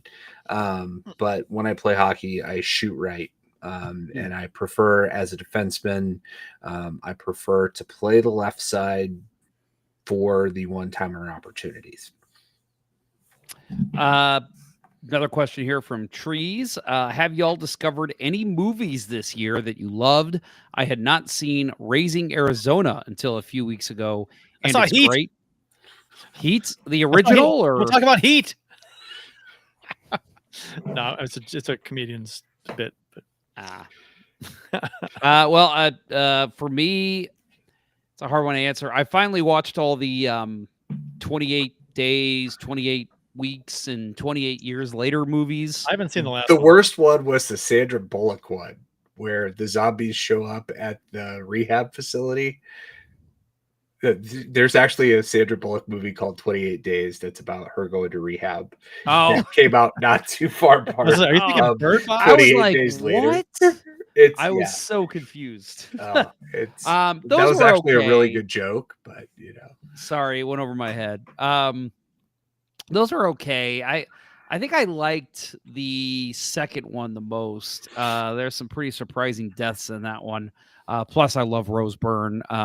Not only is she a great actress, I think she's smoking hot. But I'll say too, last night, I mean, it's a newer movie, but last night my wife and I watched The Life of Chuck with Tom Hiddleston. Very cool movie. Kind of gives you some nice kind of thoughts into life and death, and kind of gets you thinking in a different way. So I always like movies like that. So for me, I'll say The Life of Chuck. I'm trying to think. Bill, of any, Curt? I'm trying to think of any movies that I've seen, like recent movies I've seen, new movies that I've seen this year. Just not a ton. So for the only new-ish movie that I can recall watching this year was Free Guy. I thought and that's like 2 or 3 years old now, right? So when that first came out, I'm like, 4 or 5 when that years first old came now. out, I'm like, this movie is exactly what I want to see, and so I finally got around to watching it this year. That's I good. The don't Chris watch a lot of Evans movies. cameo is one of my favorite cameos of all time. Yeah. What the shit? that was brilliant. So a movie I did, it's 2024, which is close enough. Have you seen the Fury Road? No. So No. have you seen so Furiosa came out last year? Really good. What if you haven't seen Fury Road? Oh my gosh, watch. You mean the original? Like what was it? How like 6-7 years ago? It was? Yeah. I saw that one. I thought you were Yeah. saying the one that came out last year. I have not seen that one yet. It's good. I like that a lot. It was good. Yeah. Okay. Off the top of my head, I might have seen a better one, but I'm scrolling through some stuff here, and maybe I can find something better. But that was really good. I like that a lot. Winning Unlimited says, I liked Together. I need to see that. I think that looks pretty good. Apparently there's a very graphic sex scene, which is interesting because those two are actually together. So I wonder if for them, if it was just like, act like the cameras aren't here. Crazy Stupid Love. I saw that for the first time not too long ago. That was really good. That's a fun movie. I like that. I'm going to say because one specific question I want to end on, but this one I'm going to say, and all three of us can add to this one, from Casey Gorak, who always contributes over on Facebook. He asks, how did y'all come together? And this is how he worded it. I did not alter this. How did y'all come together to be one of my favorite podcasts with a badass jersey on my wall? He did buy the recent white Let's Go Blues Radio jersey, and he has it hanging with his other awesome jerseys. So, yep, love that. We talked about how you and I, Jeff. And that's literally how it started. And we had from Blue Note Zone, Jeff Quirin joined the show, and the three of us did the first season. The first season was actually titled St. Louis Blues Radio, but we decided to change it. Didn't want to have any issues with that later, so we probably would have. So I'm glad we. You know what? Maybe someone would have said something. I doubt anything would have happened with it though. But and so it was just something we decided to do. We tried to do it weekly. We were still trying to meet in person at the time. At the time, I lived in Maryland Heights. Jeff was in Edwardsville. Oh, was he? And no, he wasn't in Edwardsville. He was not. He was in Illinois. He was in I can't remember. Wasn't it Collinsville? Collinsville, maybe Collinsville. Maybe Collinsville. Yeah, and you were in Edwardsville, and so we all tried to meet with Curt in Edwardsville, and it just in a small little studio in SIUE. I wish we would have taken a picture. That studio's probably still there. You should go down there. It's still there. It's completely different now, though. It's got It's basically a storage closet now. Nice. Well, it kind of already was. It kind of was. I mean, it did the job. It had sound dampening on the walls and everything. It was, and there was there were microphones that we used and everything. It did the job. And for me, it was, there was an ad in the paper. It was only a 2-week course. And, I said, what the hell? I need to do with my life. You got to pay for all show fees, but you get to talk every now and then. And when Quirin left, I was like, well, we need another third. And I'm like, it's got to be Bill. I mean, Bill knows more about just hockey and hockey history than anybody I've ever. You used to call him the hockey encyclopedia. Every time you talk about him. I mean, because he's got a wealth of knowledge with, and he's played with him for a long time. We met when I was in high school, I guess. Yeah. Playing ball hockey at the ballpark, right? I think that's where yeah. So. Yep. Yeah. It's always funny because every time somebody's like, how do you even know Bill? And I'm like, yeah, it's kind of a weird story. It's because I started podcasting with Curt, and one day he's like, I'm going to invite Bill on the show. And I'm like, okay. And then Bill just kind of stuck. And I'm like, that's literally how we met. Again, very similarly, the first time I ever met you was virtually on a on a Let's Go Blues radio show. So, and Bill was friends with my cousin Jeff first. Because you guys played ice in Cahokia. Well, right? we met actually through the ballpark, and then later he started playing on the team in Cahokia. That's right. By the time we got our driver's licenses. Yeah, the ballpark sports center in O'Fallon, Illinois. Oh that indoor soccer field that they converted into hockey for when we played games. That was so much fun. So I still have memories of certain goals that I scored there, and it's like, and I get the rush of oh, that was a perfect shot. Oh, and it was a lot of running. That was a lot of running, man. We were high school kids. It's like we could run forever, but we could do it. Oh my God! I mean, just indoor soccer with the goals boarded up, and then they put the hockey goals out on the turf, and then you just ran around and wear soccer shin guards or whatever on your shins. They don't get smacked. Or if you're your cousin Tim, full shoulder pads. He was the one guy in the league that wore full shoulder pads. Wow. He did that. Yeah, we have video. There's video of him on YouTube. It was like playing against the Ultimate Warrior. He had the longer hair. He had longer hair at the time too. Yeah. And then he had to wear the mouth guard too. Yeah. Oh wow. He was intimidating. Yeah. Wow, I don't know if intimidating is the right word. Well, I mean, and he was, Tim had a temper. So and he didn't mess with Tim. He would go off on you. You wanted Tim on your team. you didn't want to play against him, really. Yeah, 100%.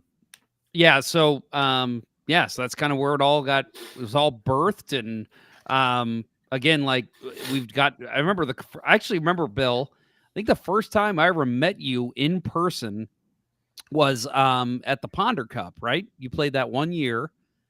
Is that correct? I'm pretty sure. Yeah, I think that was, You played 2 years. I played 2 years. Right? Yeah, the first year was the first time I met you, and I'm like, wow, that guy's big.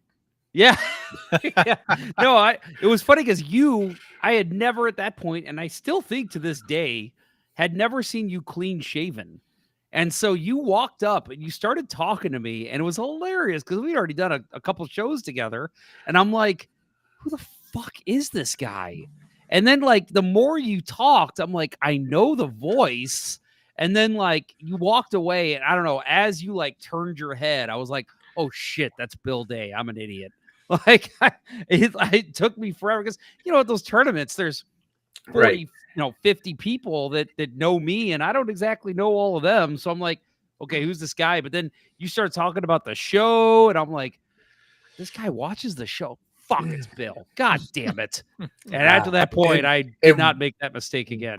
Wasn't that also the year that Lance and his kid broadcast live and had their green screen set up on the side? That was cool. That was the coolest probably thing. Thought I was Lance. That was the coolest thing that the Drop I will never Hockey forgive you podcast that. has ever done. No, it is. It actually It was neat. And it was on really YouTube. cool. It was on YouTube. Before and we did I think they YouTube. took it down. Oh, that's a shame. It's a shame because it was so cool. Yeah, they would interview players coming off, and they sit down and talk about the games and stuff. And it was, and of course, that was the 1 year. That was the 1 year my team went winless. Yeah, we I was on your team. We won. No, that was a later year. Did we? Yeah, we won that year.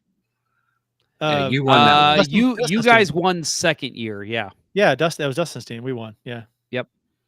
That was the only 2 years it was at Madison. I scored, and that tournament was one of the more impressive goals that I've ever scored. Slap shot from the point. I was in the high slot, or the slot, I guess, and it was like knee high, and I tipped it down, and it hits off the rink, bounces up upper corner into the goal. Nice. I was like, totally planned. That's you can't. Well, I'm trying to tip it down, right, and it just. Right. It just went down a lot, and it off the rink and skipped up and went upper corner. I was like, "Holy shit, that was cool!" That's pretty lucky. Most tips are lucky at our level. Yes, definitely at our level, 100%. All right, well, guys, the last question that I want to answer here, and this is something that comes up pretty much every year around this time, and I think we need to actually do it. So maybe I'll do it. Joe Schmo asks, "Are you guys into fantasy hockey? Any chance there might be an LGB radio?" Excuse me. Good Lord. Summer Lager's hitting me.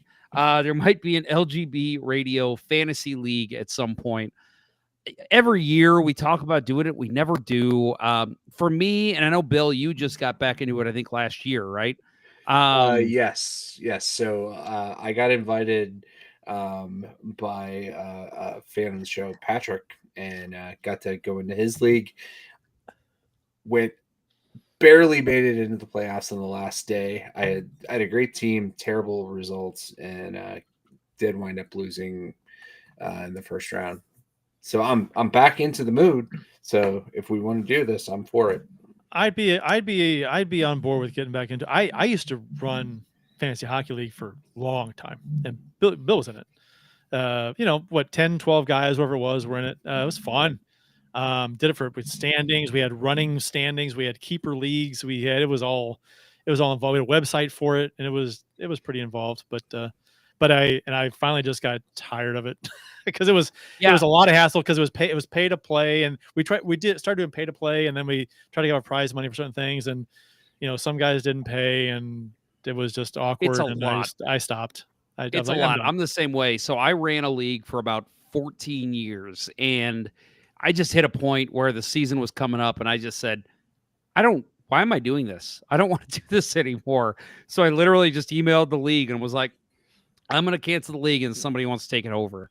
And luckily my friend John was like, oh yeah, this league's awesome. I'll take it. And I'm like, Good luck. So if you want to learn about players on other teams, fantasy hockey is a great way to do it, because if you pay attention to your team, right? You pay attention to other teams' scores more often and how other players are doing, because you've got players on your team from all other teams as well, and you're like, so it gets you more interested and more involved in other teams and players in other teams, and you follow them more, and it makes it fantasy. People you can make fun of it, but fantasy sports can really help you broaden your knowledge with players across the NHL. If you don't know a lot about players when you start, you'll know a lot more when you finish. I say this as a guy who doesn't play the EA games anymore, but that always helped me learn around the league too. Like, because it's obviously not exact. Like I remember a year, was his name Tyler Moss, played for Calgary. David Moss. Tyler Moss was the goalie, right? There was a goalie, Tyler Moss. He was a good puck doku pick. I think Calgary. Okay, maybe he wasn't Calgary, but there was a David Moss in the league, and I remember in like NHL 10 or whatever, he scored like 54 goals, and it was like, what? So like it's not exact, but it's like you get familiar with these players and you get to know them. So yeah, if you accompany EA Sports Hockey with fantasy hockey, you'll become an instant expert on NHL players. It won't take very long. No. I'm interested in doing it. We'll talk about it offline, but I do think we'll do something like that. I think instead of pay, just because it makes it so much more complicated, maybe we do it for free and we can just have a prize to the winner. Bragging rights, yeah. Prize to, if for listeners, if one of you guys beats us, we'll give you a prize at the end. Maybe that's what we'll do. Free date with Bill Day. That seems more like a punishment. Yeah, I was gonna say loser has to go on a date with Bill Day. Well, guys, this was awesome. I had a really good time actually doing this. We might want to do this more often. But I don't know. You guys got the list in front of you. Any other questions in there you want answered before we close up?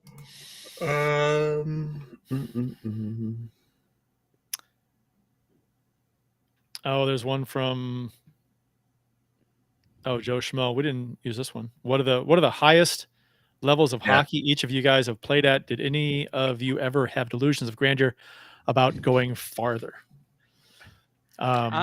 Yes. We probably all did at some point, right? Well, you know what? I never did. I started later a little bit, so I didn't really. It was always just for fun for me. I never had any ideas of doing anything. I did play in college. I played roller hockey in college with a traveling team at Carbondale, and we traveled and played tournaments against U of I and Purdue and stuff like that. That was a blast. That was so much fun. But that's my I guess highest level of roller hockey that I played. Yeah, so I played club hockey for SIUE for 5 games, and that was kind of the end of it.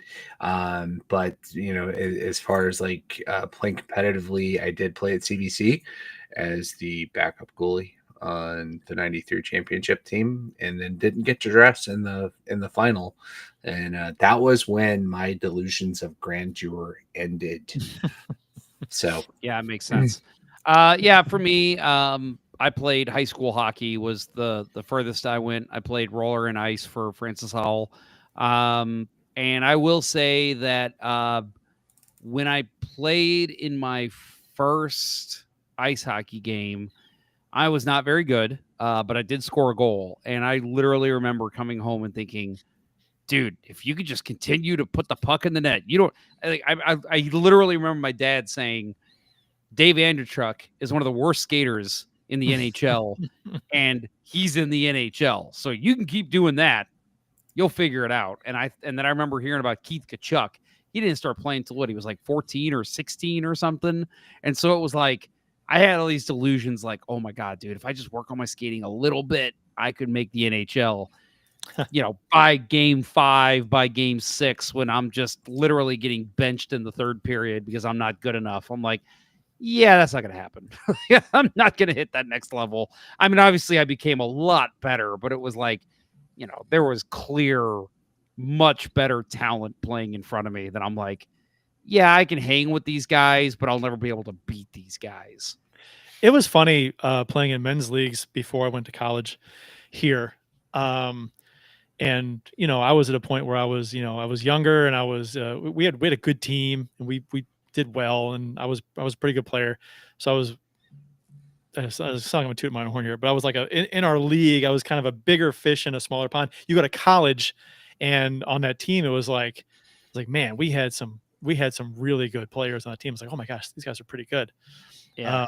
It's just kind of eye opening. I was like, oh, you show up, you think you're all badass, and then you step out there and it's like, oh my gosh, I gotta struggle just to make this team. But no, that was a blast. It wasn't the most fun I've had playing hockey. The most fun I've had playing hockey was ballpark with Bill or some of those Oak Hill days on the phone book teams. But that was so much fun though. I mean, taking a road trip from Carbondale to Purdue and U of I and playing Michigan State and all this stuff, and that was just good stuff, fun. Yeah, I do miss the competitiveness. I will say, I love beer league hockey and I love the Bills getting back into it, but sometimes it just hits me as I'm driving home from games. I'm like, man, I remember when these games really fucking mattered. It was like end all be all. And you didn't stop thinking about it until the next game. Yep. Right? Yeah, right. Yeah. I was that was it. Yeah. That was what's your guys? I got a question for you. What's your greatest hockey achievement play as a player? You're gonna love mine. I have video of it somewhere. It was actually in a roller hockey game in high school. I was we were losing to Central, Francel Central, and I got pissed and I came off the bench and I looked back at my teammates and I said, I'm gonna go out and do something crazy. You guys better fucking score. And I was just planning on going and just running someone as hard as I could into the boards. I ended up, there was two guys, they're two defensemen, just happened to be side by side behind the net. And one guy, because it was one of those things where the guy was behind the net and he had the puck, and then his teammate skates by and he was going to pass to him. Well, as they're doing that, I come in full steam and I just boom, and I run both of them. And they both just go flying down. And I literally was like, oh my God, that actually worked. And the referee obviously called me for a penalty. And as I'm skating away, I heard the referee talk to the other referee, and he goes, that might have been the coolest thing I've ever seen. So to hear the refs say that, I'm like, awesome. What's yours, Bill? What do you got? I have a vague recollection. I don't think I have anything to document this with, but vague recollection of when I was Pee-wees or Squirts splitting tandem with another guy. We gave up 3 goals all year between the two of us. So we each had 5 shutouts, and that was crazy. But it was probably more a function of playing, not having enough competition at our age level. Trying to think if there weren't any other, did I beat? Probably not. I do remember the one year there was the best goalie in St. Louis when I was going into high school. Was a guy named Aaron Vicker, played at Parkway Central and played for Afton. And the Afton had a stacked team, and the first time we played them, we took them scoreless into the third period and gave up a late goal, and I thought that was pretty awesome. But still a loss. But no, I've probably put a lot of this stuff on the shelf at this point, and I think I remember individual saves and stuff still, which is kind of crazy. But I think mine would be when I was playing for Carbondale, and we traveled to U of I to play in the U of I's tournament, and it was our Carbondale SAOC had never beaten Purdue, and they were at the tournament, and we had a pretty good team. and I had a hat trick in the game. We went to overtime, and there wasn't an overtime in the shootout in the Midwest Collegiate Roller Hockey League tournaments. They just went to a shootout. And so I had a hat trick in the game, and then I shot second in the shootout, and I scored in the shootout, and we beat them in a shootout. So that was pretty cool. And the thing with the whole tournament structure setup was stupid, because so regulation was over, tied 6-6. I think it was 6-6, and they wanted to keep the games on schedule, so they played another game, and then they came back and did our shootout after that game was over. That's ridiculous. And I was like, and I was told I was shooting second like right away, and so I've got 45 minutes or an hour, whatever it is, to think about what I'm going to do in this shootout to try and beat Purdue for the first time in school history, which was probably only a few years, because it wasn't that old of a league. But yeah, I did my fake forehand, come in, go backhand, and go top, and it worked.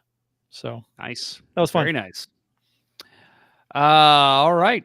Well, I think that'll do it, guys. Fun show. I had a lot of fun doing this again. I think we can do this again. We've got a ton of questions we received before that we didn't get to, so maybe we can save some of those for a future one of these. Mm-hmm. Right. And I'll commit to going to therapy to unlock some of these memories. Well, I'm surprised. I'm happy I remembered some of mine, because that one I just told about the Purdue was 1996. So it's almost 30 years ago. I was 2. I'm just kidding. No, I was not. I was 11. Playing hockey. You guys said, okay, one last quick episode, or question. Wait, we got to do another 2 hours? We got to do a whole other episode, guys. Sorry, I was reading the Baked Beaver's comment, and I said episode. He says, great episode. Holler soon, Ponder. Yeah, of course. And he says, thanks, you all. Good night. 100%. Good night to you, sir. So last question officially. Do you guys remember your first goal? Ever? Like in a league. Yeah, I mean, not like street hockey. Organized league. An organized league. Mm-hmm. I do. Yeah. God. I do too. So I mentioned it earlier. That first game that I came out and skated and played, I scored a hat trick and had 3 assists. That was actually, I never scored a goal before that. And that game I scored 3 goals, and I'm like, oh, maybe I don't want to play goal anymore. But yeah. I don't remember my first goal. I mean, that was first organized was I think it was Ballpark. But I do remember Oak Hill. My first goal at Oak Hill went through the net, the dead center. Oh. I shot it. Goalie was scrambling. I shot it dead center from the slot, and it went through. There was a hole in the net, and went through it.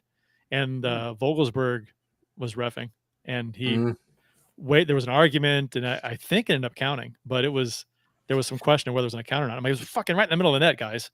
It didn't go off him, so it had to count. That's a real Calgary Flames 2004 situation. Yeah.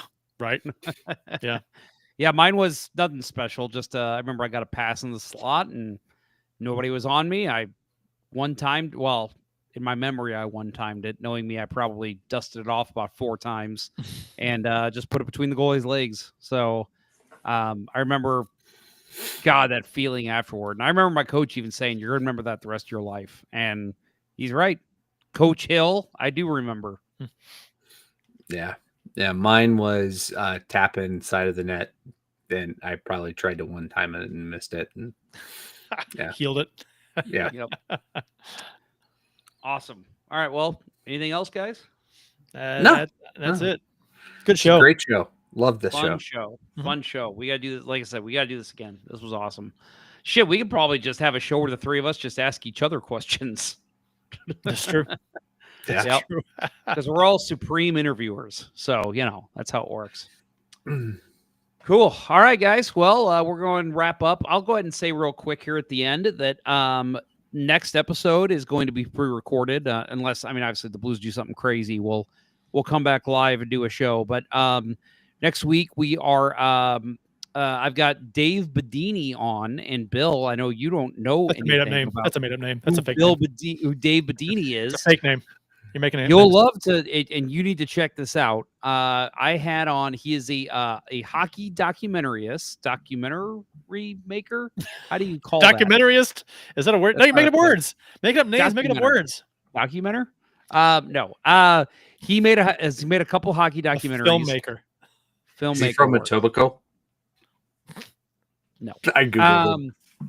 Okay, yeah, I don't know, maybe. But he lives in Toronto. Yeah, and he okay. And he made the Summit 72 documentary. So it's literally a documentary, and you can find it on Amazon Prime about the Summit Series in Canada, 1972, between basically the Canadian NHL All-Stars versus the USSR. There was a lot in that I did not know. Like it dives into a lot of the like political stuff going on. Wasn't Canada, how they viewed the USSR, like it was kind of it was a little bit was a mind blow. So wasn't that the tournament with the incident with the stick swinging of the official? Mm-hmm. Or was that 72? That was one of them, and that then there was another. The almost like he reared back and came down and stopped. Oh, can you imagine that today? Bad. Oh my God, he'd be suspended for 50 games. Banned. Wow, I'm telling you right now, unless it's like Sidney Crosby, that player will be banned. Yeah, crazy. Documentarian. I can't say that word. Joe Schmo is trying to tell us. Yes, filmmaker works. Documentarian. That sounds right. That's right, folks. I'm the English graduate here of the panel. You flunk English? That's impossible. We have gone on way too long talking about this. Next week, I will have Dave on. It's an excellent interview. Very knowledgeable guy about the Summit 72 series, and I cannot recommend enough. I know our friend Ken Morris would probably agree. On the U.S. side, Amazon Prime is the way to go. It's called Summit 72. TSN has a streaming app in Canada. If you're up north, you can check it out there as well. So recommended. It's 4 episodes. It's about 3.5 hours total. Totally worth it. Really cool. All right. Well, thanks to our incredible sponsor, strikewithmike.com. That'll wrap up episode 41 of season 14 of the original St. Louis Blues hockey podcast, Let's Go Blues Radio. Thanks for listening, and thanks to those who participated in the YouTube and Facebook live chats during the show. We'll talk to you next week. For Curt Price and Bill Day, I'm Jeff Ponder, and this was Let's Go Blues Radio. Until next time, everyone, let's go Blues. Oh, baby. Let's go Blues, motherfuckers. And thank you, everyone who participated in the AMA. We really appreciate it. We had fun. Yep. Bye.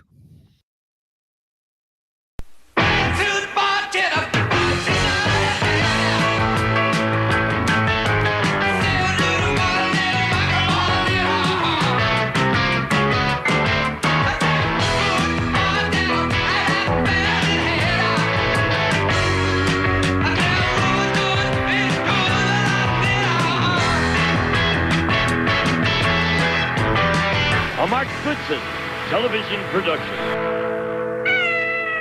Sit, Ubu, sit. Good dog. I found prints! No, fingerprints. I don't think so.